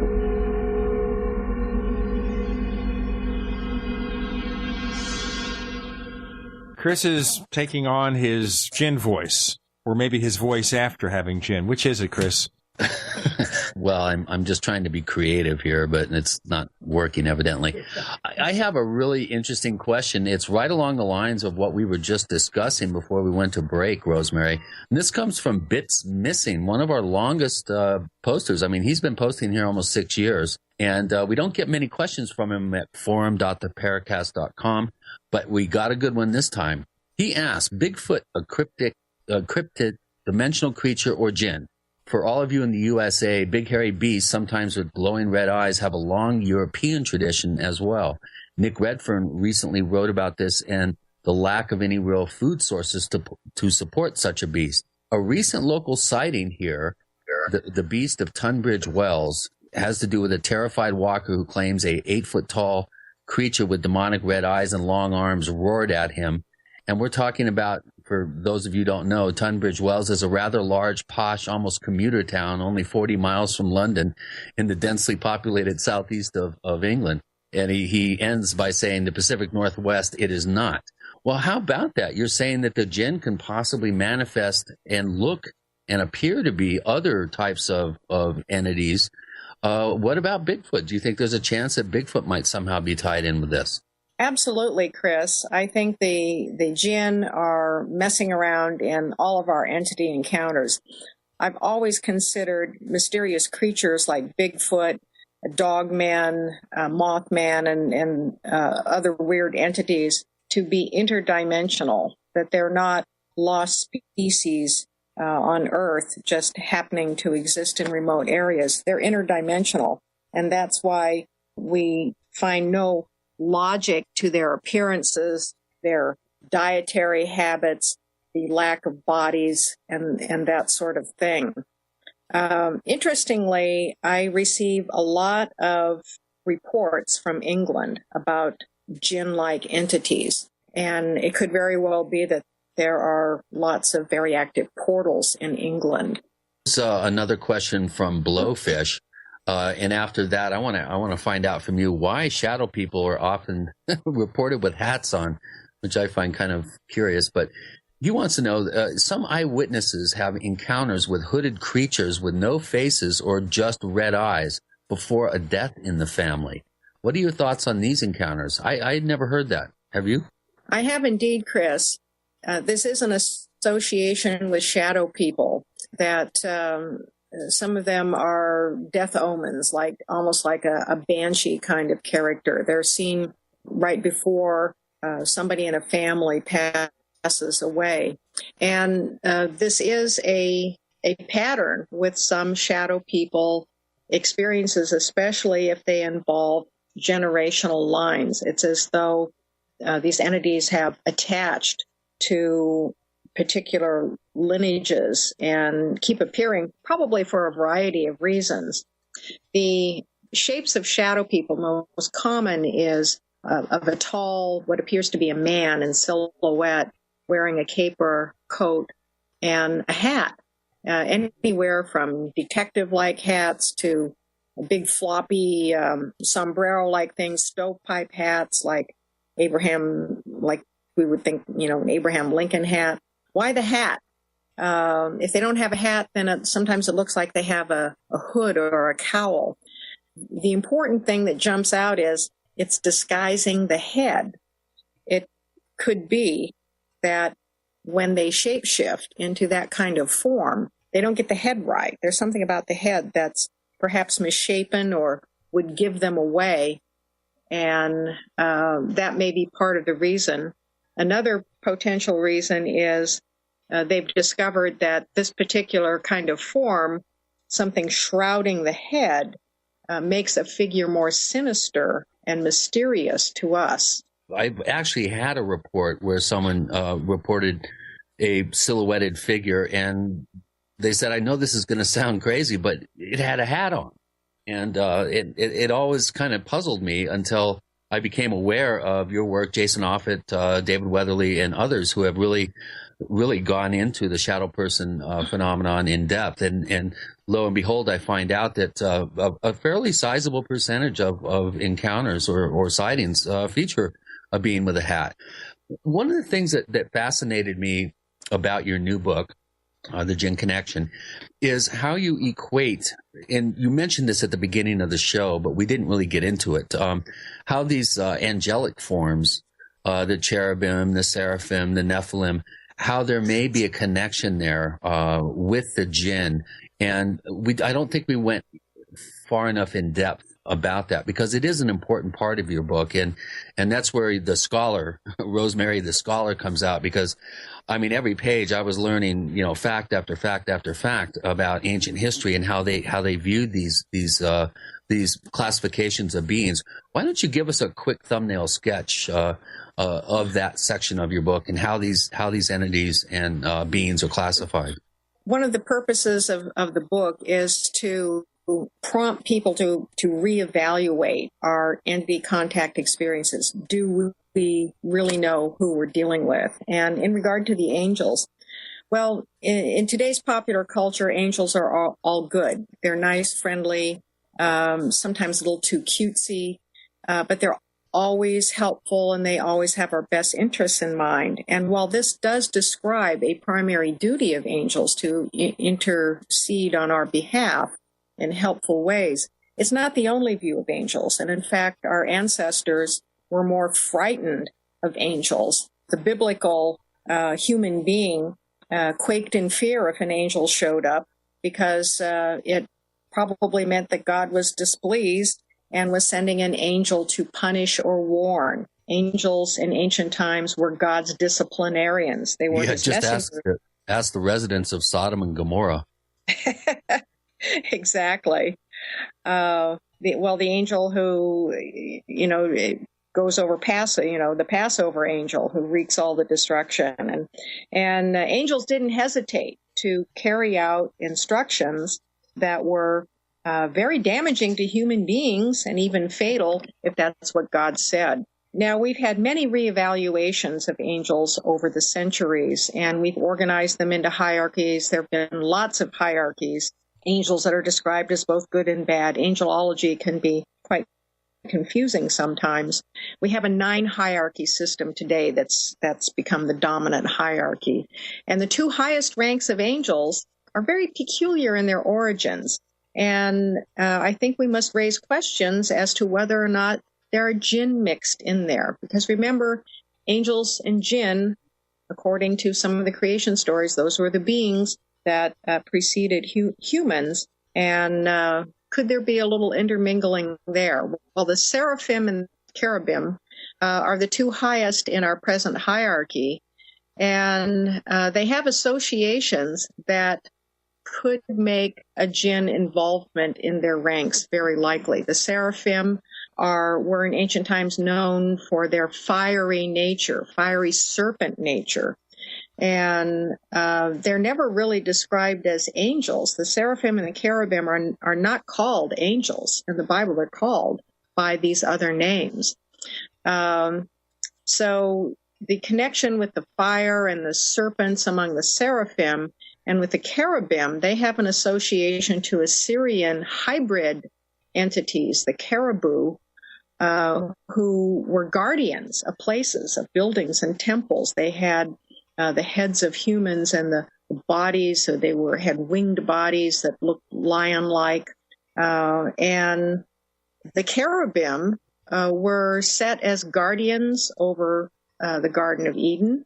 After Adam and Eve were thrown out, I liken them to bouncers. They were supposed to keep Adam and Eve out after the fall.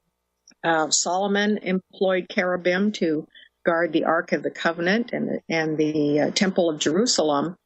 And if they were originally hybrid entities from the Middle East, Assyria, Babylonia, ancient Persia, Mesopotamia, Samaria, Arabia, where the Djinn originated, might the origins of some of these high-level angels, these fierce angels, really have been Djinn.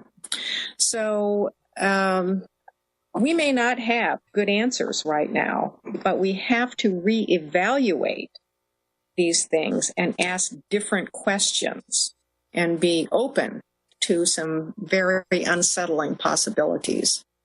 You know what? Before we get unsettled by our advertisers, who might be working for the Djinn, or it might be under their direction. I don't know. Now they're all going to leave us just because I said that silly thing. Rosemary Ellen Guiley joining Gene and Chris. You're in the Paracast.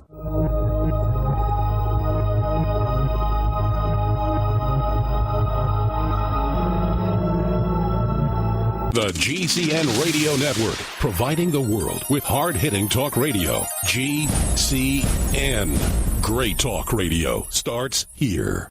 Hi, this is Ted Anderson. If you'd like to listen to GCN programs on the go, I have great news. GCN has created a Droid and iPhone application, and it's free. Just as easy as going to GCNlive.com, click on the banner, and download. Before you know it, you'll be listening to your favorite hard-hitting GCN shows, live or on demand, right on your Droid or iPhone, 24/7 and on the go. So download the Droid and iPhone app free by clicking on the banner at GCNlive.com. Thanks again for listening to GCNlive.com. Again, that's GCNlive.com. We the people grow cotton, weave fabric, engrave ink, embed strips and fibers to protect from counterfeit, then carting to a private bank, having it lent back at interest, forcing taxes to service debt. This capitalism, or was Jefferson correct when stating a central bank issuing the public currency is a greater menace to the liberties of the people than a standing army? Ted Anderson, I'm placing a free silver dollar in a book that explains our monetary system. Call for your copy, 800-686-2237. It's time to understand the system. Call 800-686-2237. That's 800-686-2237.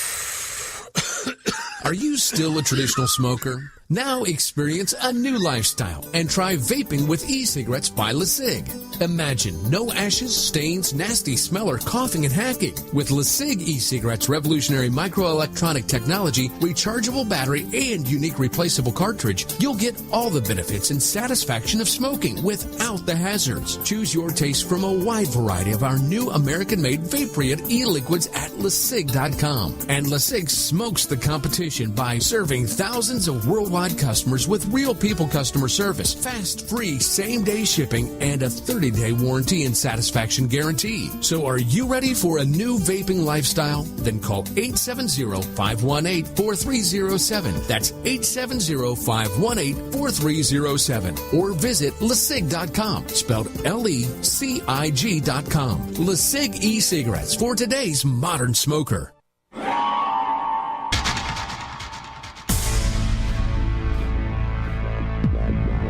Welcome back to the Paracast, the gold standard of paranormal radio. And now, here's Gene Steinberg.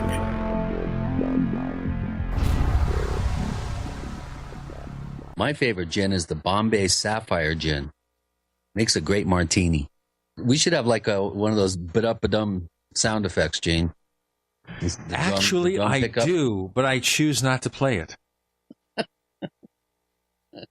I'm sorry. I'm just trying to crack funny jokes. One slide. At least, Chris, you admit that you're just trying. Yeah, feebly, I might add. That's what they say about me, folks. They say my jokes are feeble, and I resemble that remark, but I don't want to go any further. You've been rubbing off on me, Gene. That must be it. Not the reverse. No. Okay. One of my slides in my UFO What's the Connection presentation shows the difference between the Sumerian version of the cherubim, or the cherubim, I'm not sure how to pronounce it, and the modern sort of, well, I wouldn't say modern, but the medieval version of these cute little babies with little tiny wings they have the rosy cheeks, and then there's a picture, a photograph of a panel of cherubim from Sumeria that are the most awful looking bird-like creatures. I mean, they look like something out of your worst nightmare. Isn't it interesting how forms, as they were originally perceived, have devolved into something more palatable in the modern day, and how we've lost, in many sense of the word, we've lost a true interpretation of what these entities actually appear as, or what they actually are all about. Do you care to address that? What's up with that? We have increasingly sanitized and disempowered very powerful beings, including the angels. And it's been a rapid disempowerment in the past few decades. In terms of the angels, the ancients considered them, as I mentioned, the disciplinarians as well as messengers. You didn't have a whole lot of interaction with angels, and the Renaissance artists started, I think, the process of humanizing angels to their detriment, unfortunately, by painting them really as beautiful versions of human beings. They used adolescent boys for their models and beautiful women. Swan, they put big, gigantic swan wings on them, and they etherealized them in this glamorous portrayal of being a participant, an emotionally engaged participant in the outworkings of human destiny. The Victorians associate angels with guardians of the grave, and actually had more of a mourning association with angels. It was not until the mid-20th century that, from a popular culture perspective, we revived our interest in angels, and they took on more of this personal best friend protector aspect to them. And the little babies, the pudgy babies that you were talking about, Chris, that we call the cherubs, their real origin is on the putti of Latin art, Roman art. These were little winged cherub-like babies that were used in funerary embellishments. So today we've got this best friend, this angel best friend, which is a mere shadow of the real angels, many of whom were in ancient texts hostile to humanity. They did not want human beings in paradise having access to the throne of God, to the greatest secrets of the cosmos. Right, and they were resentful over humans having a certain dominion over them. Absolutely. And we find stories from the Jewish literature about this, where, for example, God decides to create human beings, and he calls up a group of angels and consults them about whether or not it's a good idea. And they say no. So he burns them up. And he does this until he gets a group of angels who agrees.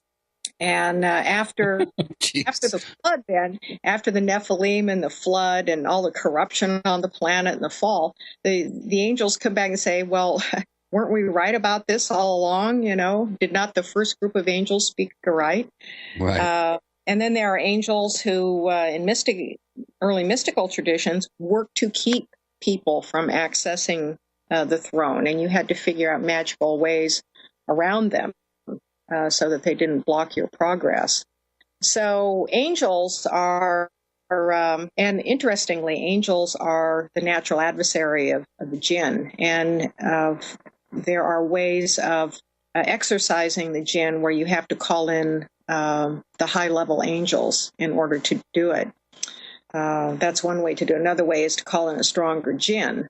But then you've got kind of a double problem, because then you've got to pay for what you wish for. Exactly. If you call in a thug to, get rid of a thug, then you've got to deal with the other thug. Well, you mentioned the Victorian concept of the guardian angel. Could there be a connection between that and the Islamic tradition that each one of us has, I think, two Djinn attached to us, correct? Correct me if I'm wrong. There is that tradition of two, at least one, possibly two, And of course, the Greeks had it too, with the daemons, the daemonis, one that was good and one that was bad. And the Greeks, in fact, may have borrowed that concept from Middle Eastern concepts. In the Middle Eastern idea of the Djinn companion, the Karin or the Karina, a male or a female Djinn who is attached to you from birth and acts in many ways like a guardian angel, but it's not all good. And in fact, if it wants to, it could be trying to lead you astray. It could torment you, but it's attached to you from birth and is very difficult to get rid of. And some of them have developed a romantic and sexual attraction to human beings, and they start interfering in a person's mortal relationships, breaking them up and causing disharmony so that they can have the human for themselves. I have a very interesting case in the Djinn Connection, generational, where a young man discovered that other men in his family had also had encounters with probably the same being who took a female form for seduction and then did its best to keep other human women out of the picture. That wouldn't be good for your love life. Scare all the girlfriends away. I had a very interesting case where the reverse was true. A woman evidently had some sort of haunting scenario going on, and when she was with her new boyfriend, he had his ear pierced, and something came when they were making out on the couch. Something came and pulled his earring through his ear, and made his earlobe cloven, and it was almost like a poltergeist thing. That it was responding to their first makeout session, is kind of how it was portrayed to me. So maybe that could have been an example of that, but in the reverse, a jealous male entity picking on the unsuspecting boyfriend, as it were. The Djinn have a reputation, going back to ancient times, of being vengeful and jealous. And these are two characteristics that can help in the evaluation of an entity's identity in terms of their behavior, if they act out in extremely jealous ways, and also if they take revenge for being slighted, even in small ways. Hey, we've got Rosemary Ellen Guiley joining Djinn and Chris. The book's called The Djinn Connection, and the subtitle just really says it all. The Hidden Links Between Djinn, Shadow People, ETs, Nephilim, Archons, Reptilians, and Other Entities. With Djinn and Chris, you're in the Paracast.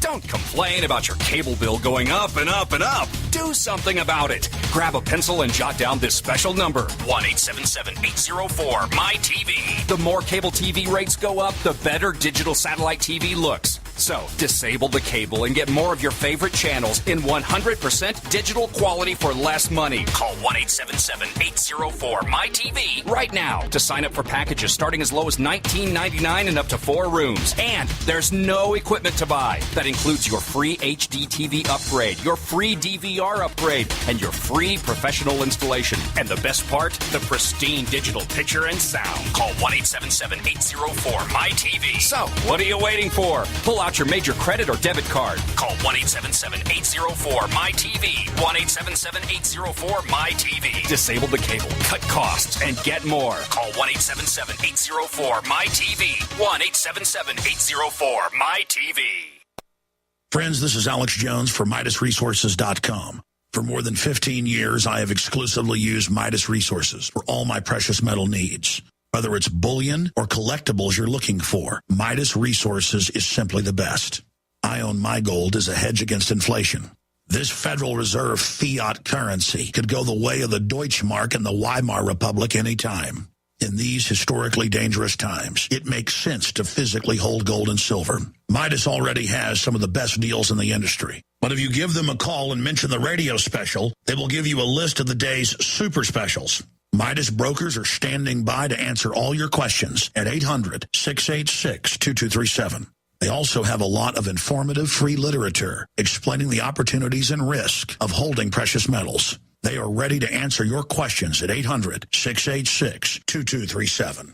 Again, that's 800-686-2237.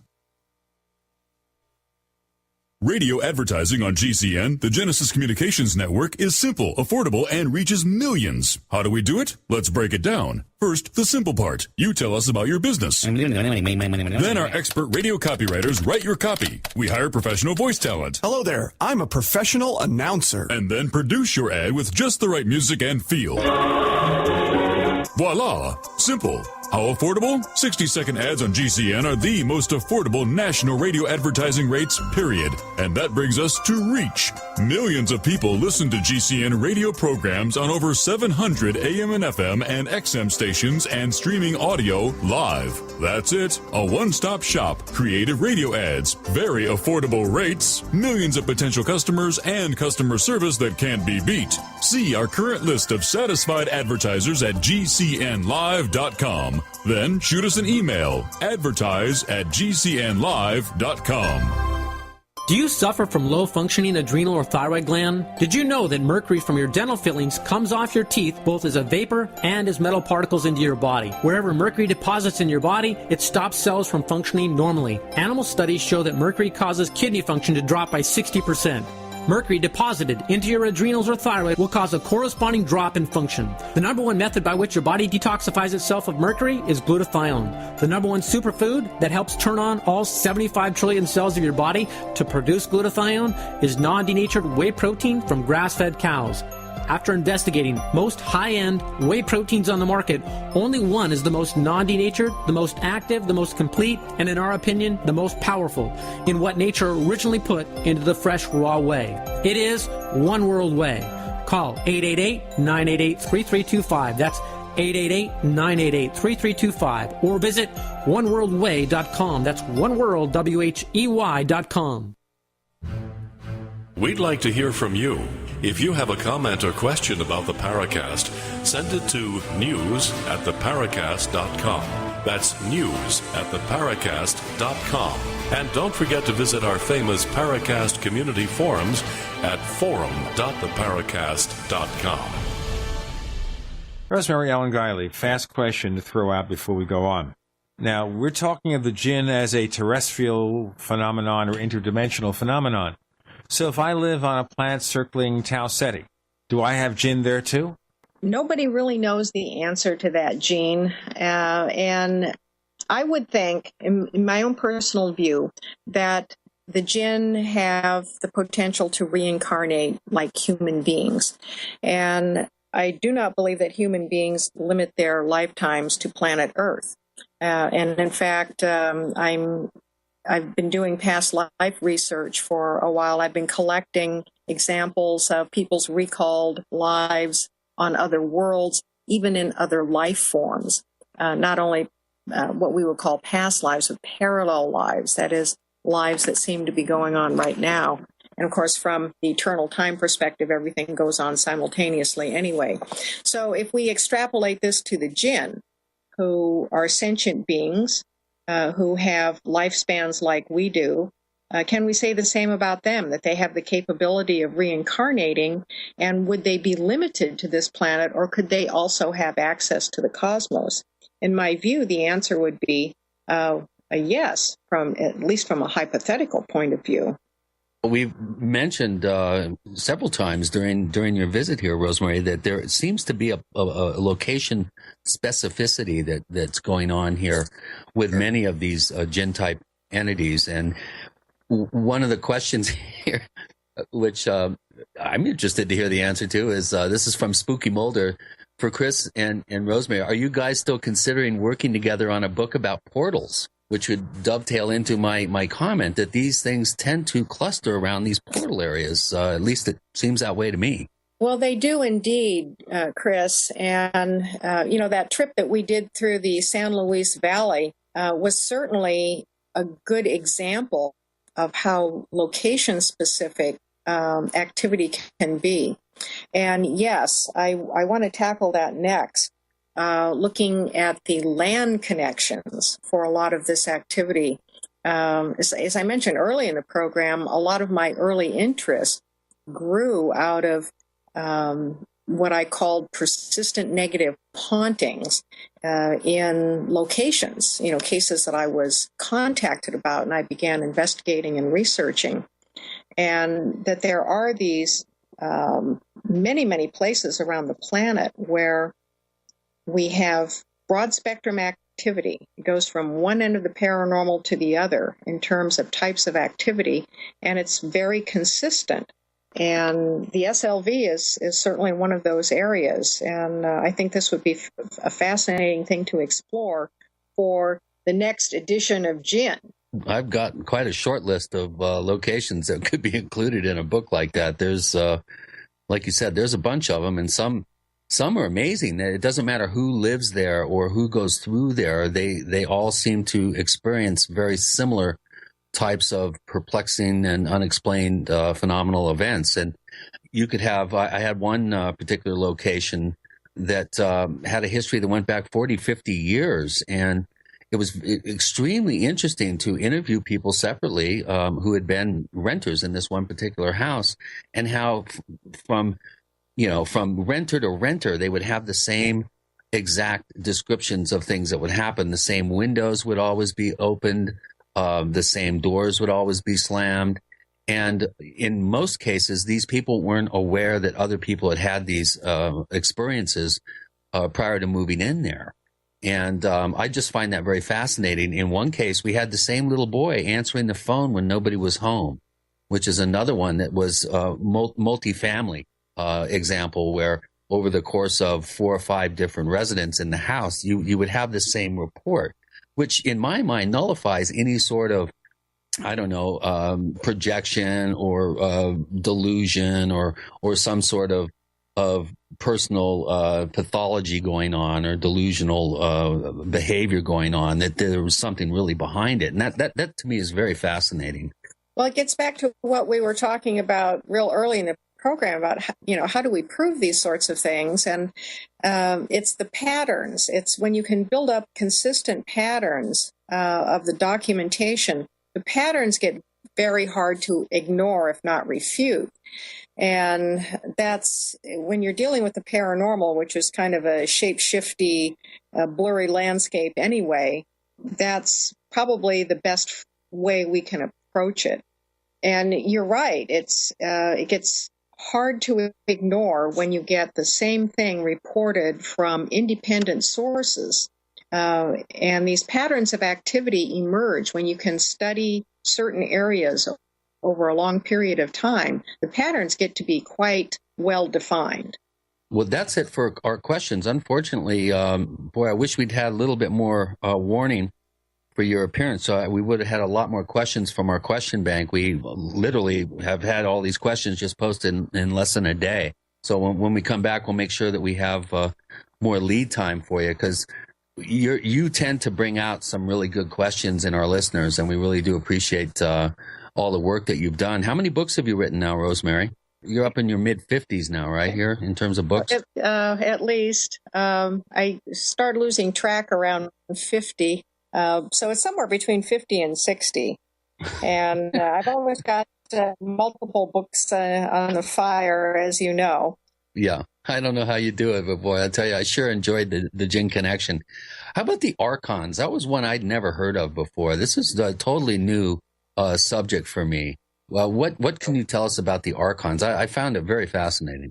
They're an interesting connection to the Djinn, and I also put them in the title because I thought it would spark some curiosity. They've kind of fallen into obscurity, although they've been around a very long time. They come out of Gnostic philosophy, which competed very heavily with Christianity for dominance many centuries ago. And in the Gnostic creation scenario, The Archons are like inferior, corrupt, incomplete creator beings. And they are, in fact, created by an inferior being who is the monstrous offspring of Sophia and the Pleroma. Sophia falls from her heavenly realms and becomes impregnated on the earth and has an ignorant son, Yaldabaoth, who becomes very arrogant and very powerful and assumes he is God. And he creates these beings called the Archons to rule over the heavens and the earth.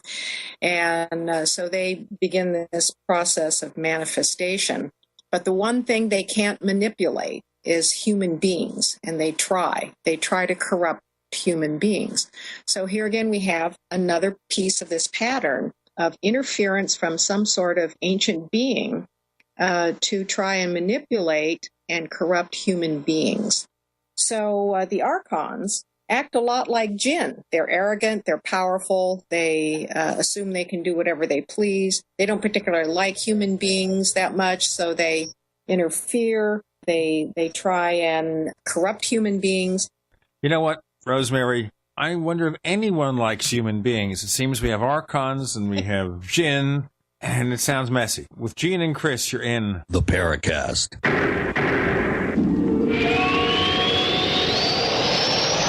America's #1 source for independent talk radio for over a decade. We are the GCN Radio Network. Hey neighbors, meetings are an essential part of any business. You know, making presentations to clients, collaborating with your colleagues. Well, make them as simple as possible to run and organize. Use GoToMeeting by Citrix, the easiest, most reliable online meeting service. With GoToMeeting, you can schedule an online meeting in seconds. Attendees can join with just a click from anywhere. Meeting materials are viewed on everyone's screen, making collaboration seamless. GoToMeeting is so easy to use for you and everyone joining your meeting. Plus, with GoToMeeting, hold as many meetings as you can for one flat rate. You have phone conferencing and voice over IP are included. You know, my listeners can try GoToMeeting free for 30 days, a month of unlimited online meetings free. Visit GoToMeeting.com, click on the Try It Free button, and enter the promo code PODCAST. That's GoToMeeting.com, promo code PODCAST. Now there's an amazing new natural antibiotic every person must have. It's Cells Alive Silver Solution, and it destroys over 650 hard-to-kill viruses, fungus, bacteria, and much more. Cells Alive Silver Solution has no expiration date, is great for emergency kits and storage shelters, and comes in 8 or 16-ounce bottles. Order today at 888-910-4367 or visit hempusa.org. Hempusa.org, 100% chemical-free superfoods and unique health products. We the people grow cotton, weave fabric, engrave ink, embed strips and fibers to protect from counterfeit and carting to a private bank, having it lent back at interest, forcing taxes to service debt. This capitalism, or was Jefferson correct when stating a central bank issuing the public currency is a greater menace to the liberties of the people than a standing army? Hi, Ted Anderson. I'm placing a free silver dollar in a book that explains our monetary system. Call for your copy, 800-686-2237. It's time to understand the system. Call 800-686-2237. That's 800-686-2237. We've lived in this neighborhood for years. We have an alarm system, and all of our doors have deadbolts. They kicked in our door and were in and out of our house in about 5 minutes. The police arrived in about 20 minutes, but they were long gone with our TV, jewelry, and my guns. I kept thinking, what if my family had been home? The police officers said that more than 85% of break-ins are through a door, and that deadbolts alone don't stop intruders. The officer told me to go to EasyArmor.net if we wanted something that would actually stop an intruder.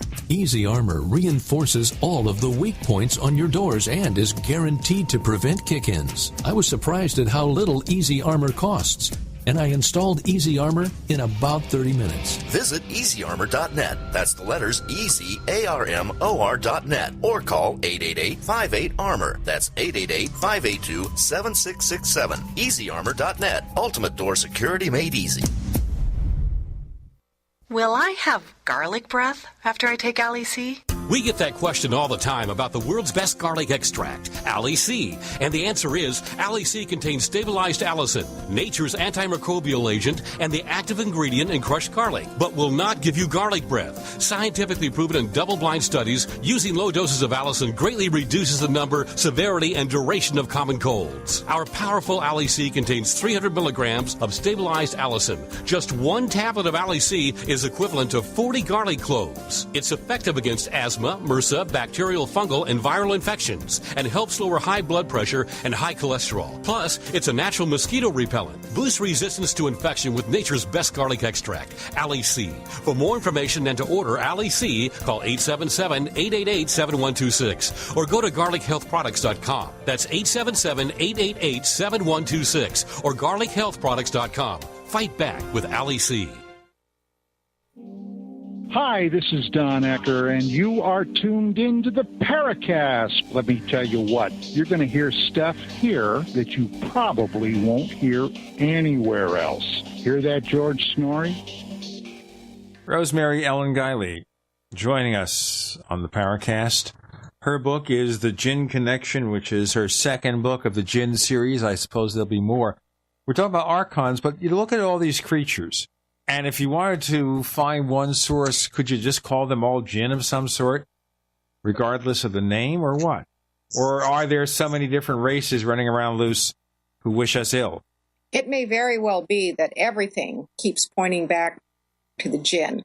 And as I'm willing to go this far in terms of my current research, I believe the Djinn are mixed in among all of these beings, that they have been in the backdrop of all of these encounters with what we perceive as different kinds of entities.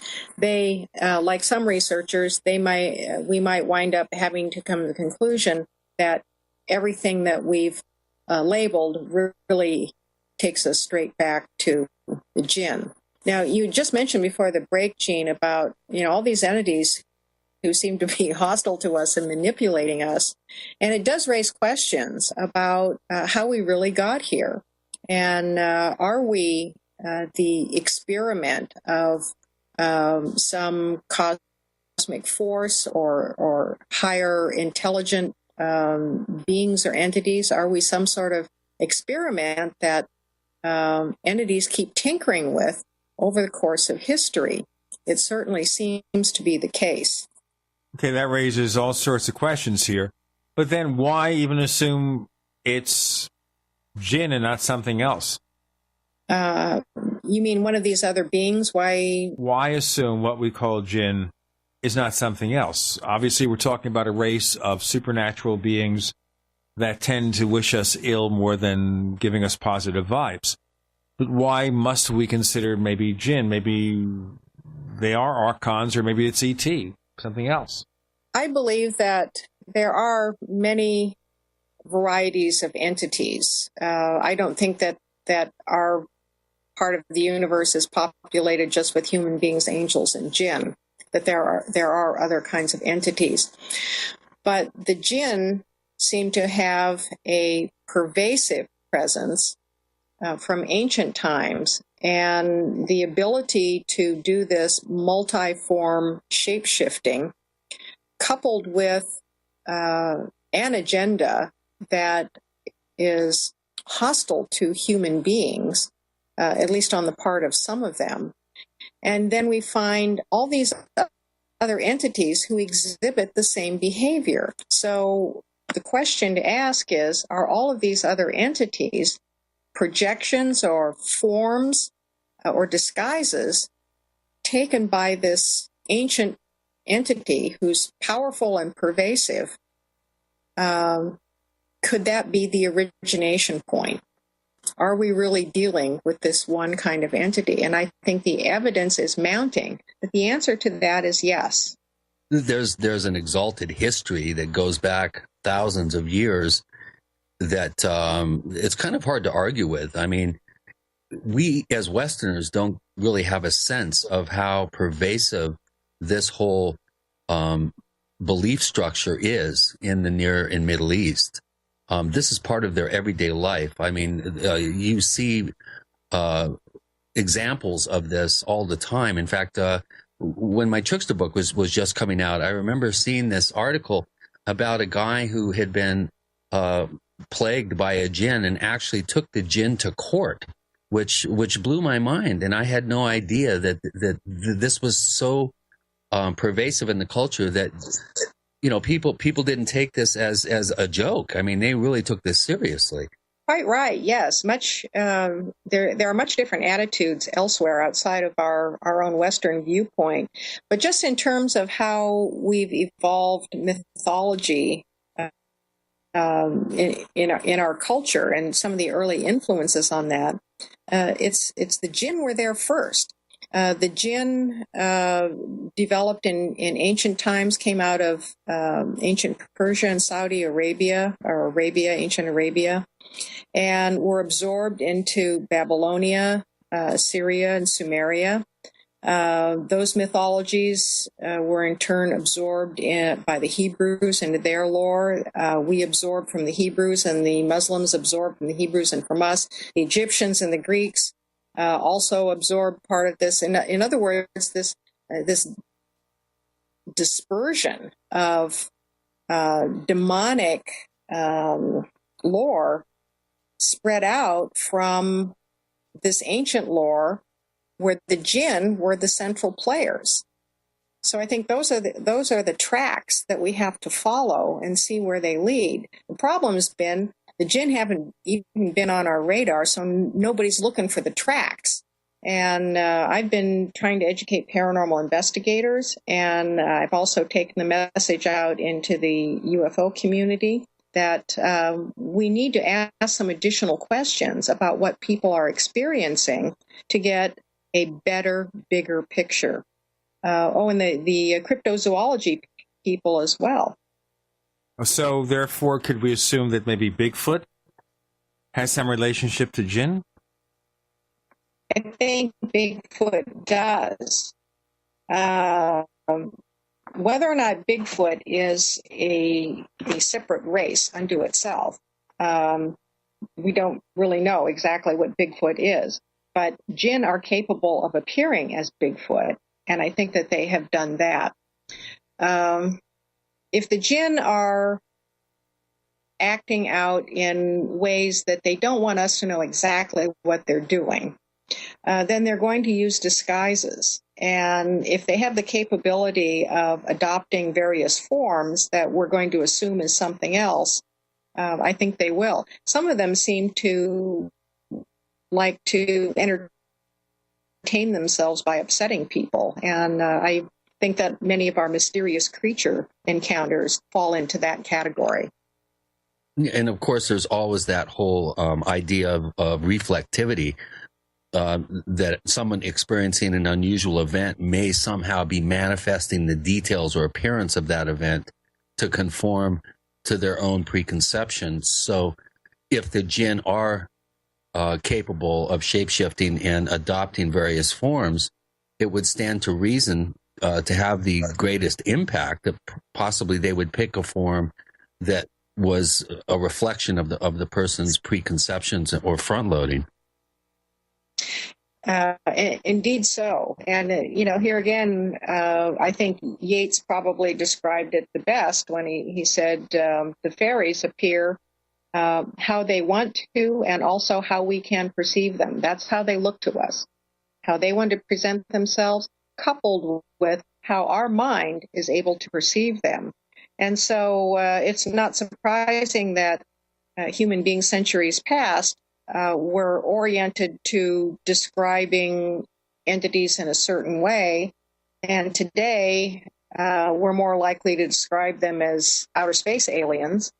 We're fitting a collective consciousness format that has evolved onto our entity encounters. And that is something that could even be manipulated by a very intelligent type of entity as well. So the key here is that we are adapting what we perceive to our current perceptions, expectations. We live in a society where we believe there's an ET out there somewhere. So whatever strange creatures and craft we see, what phenomenon we see, that may relate to ET somehow. I'm keeping a short answer because we only have 20 seconds until our next segment. We do have a lot of projection from ourselves going on as well. We participate in our perceptions of our experiences. Well, that also raises another question, and a few, as a matter of fact, that we can talk about in our final segment with Rosemary Ellen Guiley. The book is The Djinn Connection. And by the way, coming next week on the Paracast, we'll hear from Grant Cameron. His new book is called UFOs, Area 51, and Government Informants. With Gene and Chris, you're in the Paracast.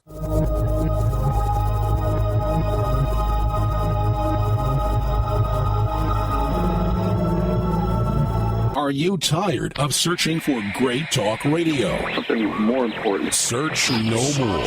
We are the GCN Radio Network.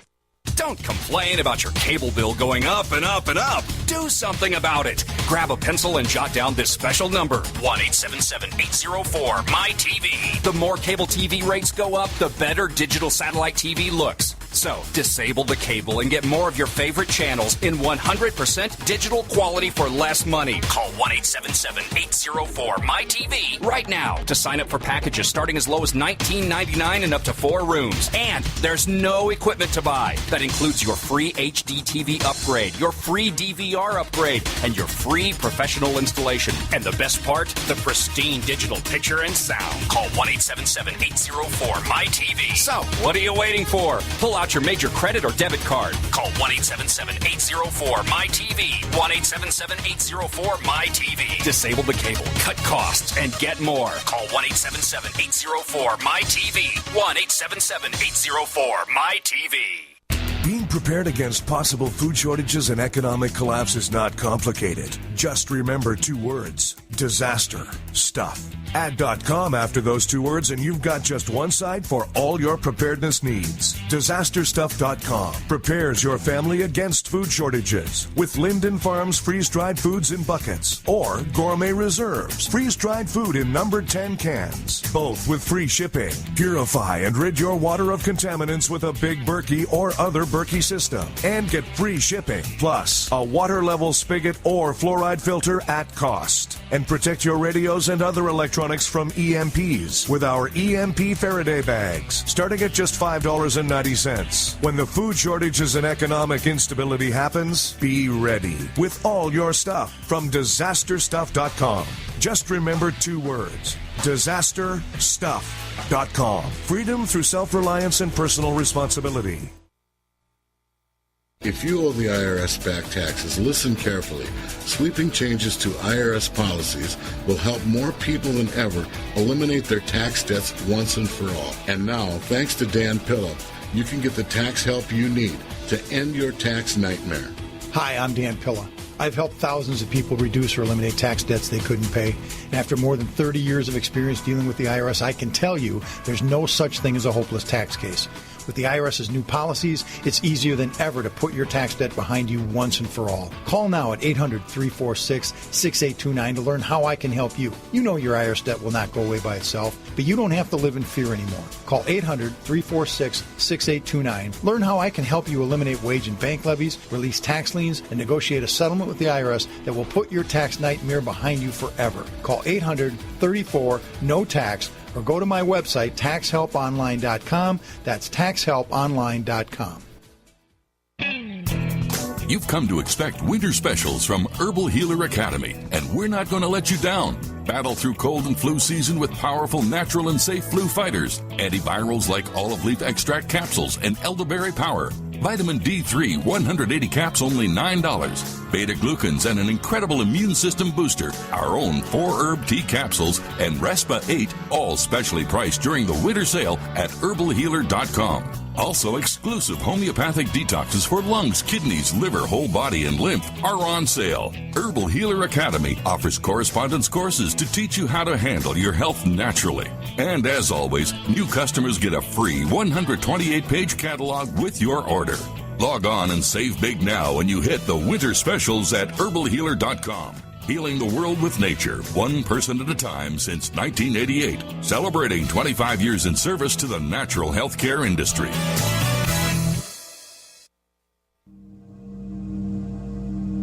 This is Leslie Kane, and I'm with the Coalition for Freedom of Information, and you are listening to the Paracast.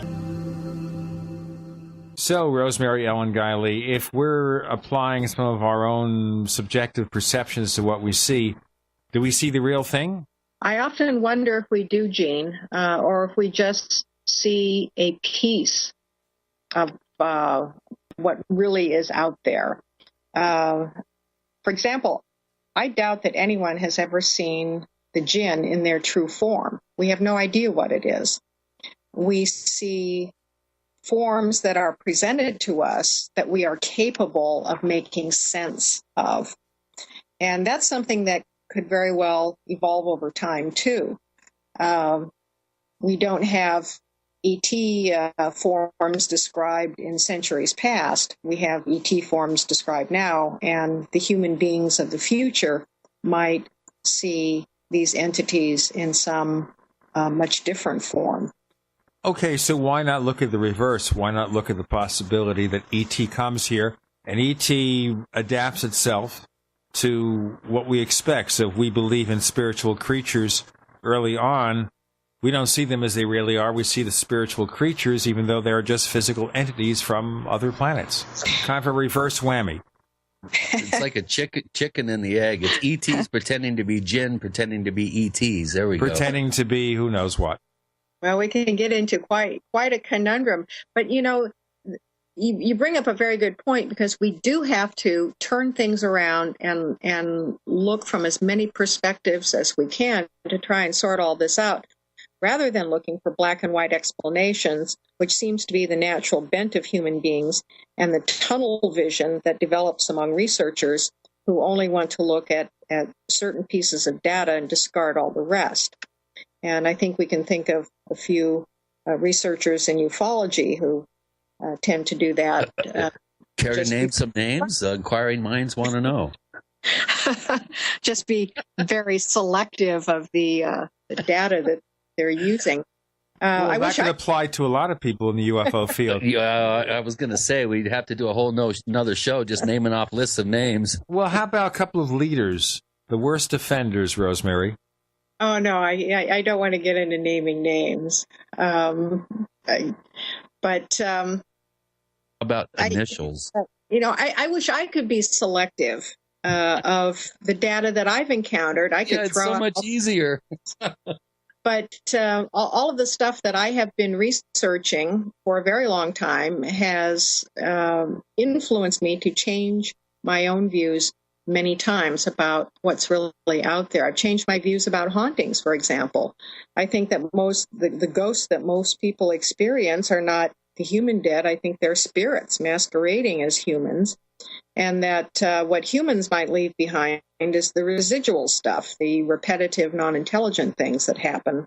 But ghosts, quote unquote, who act out in intelligent ways against human beings are probably spirits masquerading as ghosts. And in fact, there's precedence for that in the Djinn lore as well.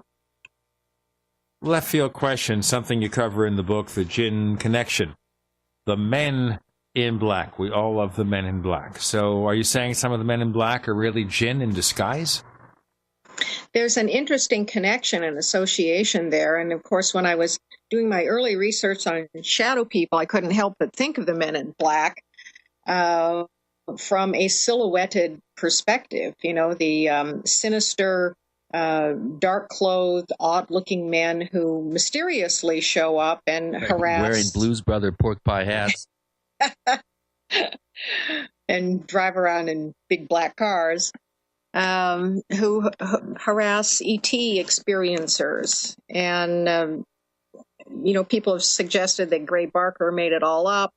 It was nothing but a big joke, but yet this phenomenon has been very widely reported for quite some time. And I should mention knowing Gray Barker. I knew Gray Barker. And I can tell you, yes, he made things up, but he didn't make up the men in black. I would agree with. I did not know Barker personally, but I would agree with you, Jean, that the Man in Black phenomenon is too widespread and pervasive, and again relates to other things from history that we've called other things, and it's the hallmarks are a certain kind of appearance, a sinister behavior, threatening, harassing, poltergeist phenomena erupts, mental problems, financial problems, people's lives are upset. These are hallmarks of negative entity interaction with human beings and very characteristic of Djinn behavior. This is the kind of thing that Djinn would do. So are the Men in Black Djinn? I think we can make a good case that they are. And if their behavior is nothing more than to upset the apple cart and throw monkey wrenches and chaos into situations, then that accomplishes the Djinn agenda as well. So can we do anything about it, or because they are so much more powerful than we are, we have to endure it? I don't think we have to endure it.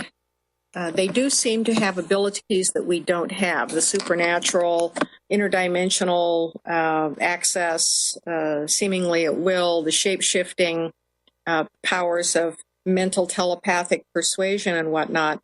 But I do have at the end of the Djinn Connection a final chapter that I call Interdimensional Martial Arts. What are the ways?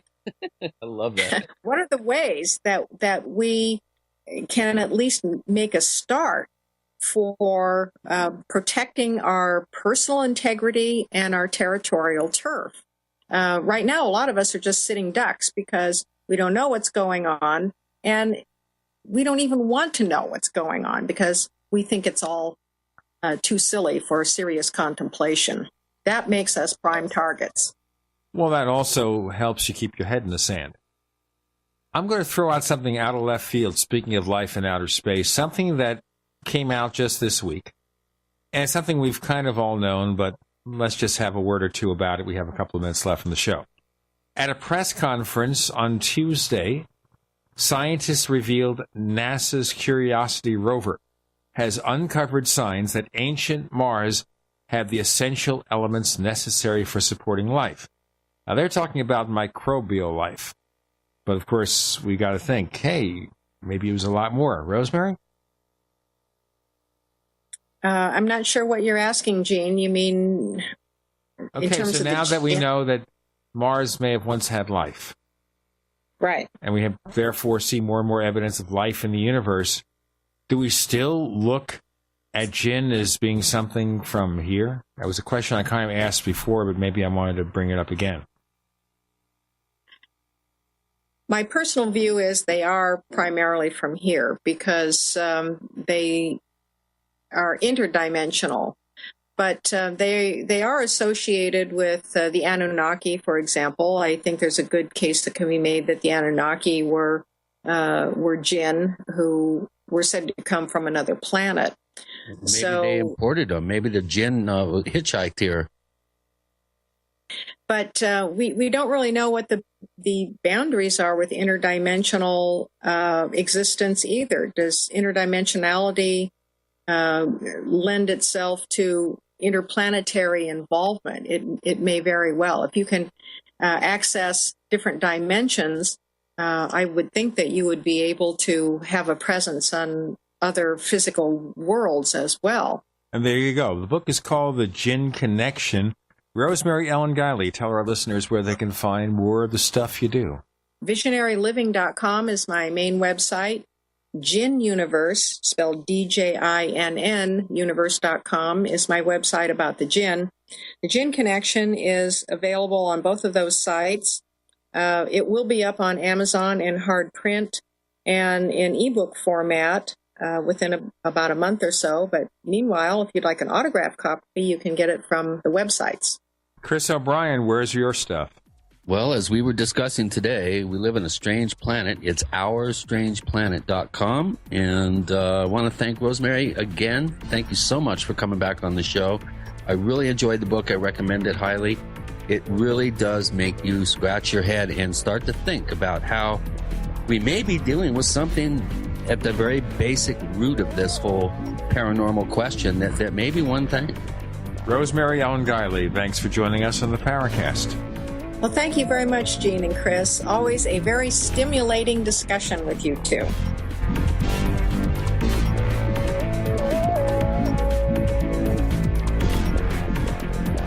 The Paracast, featuring Gene Steinberg and Christopher O'Brien, is a copyrighted presentation of Making the Impossible Incorporated.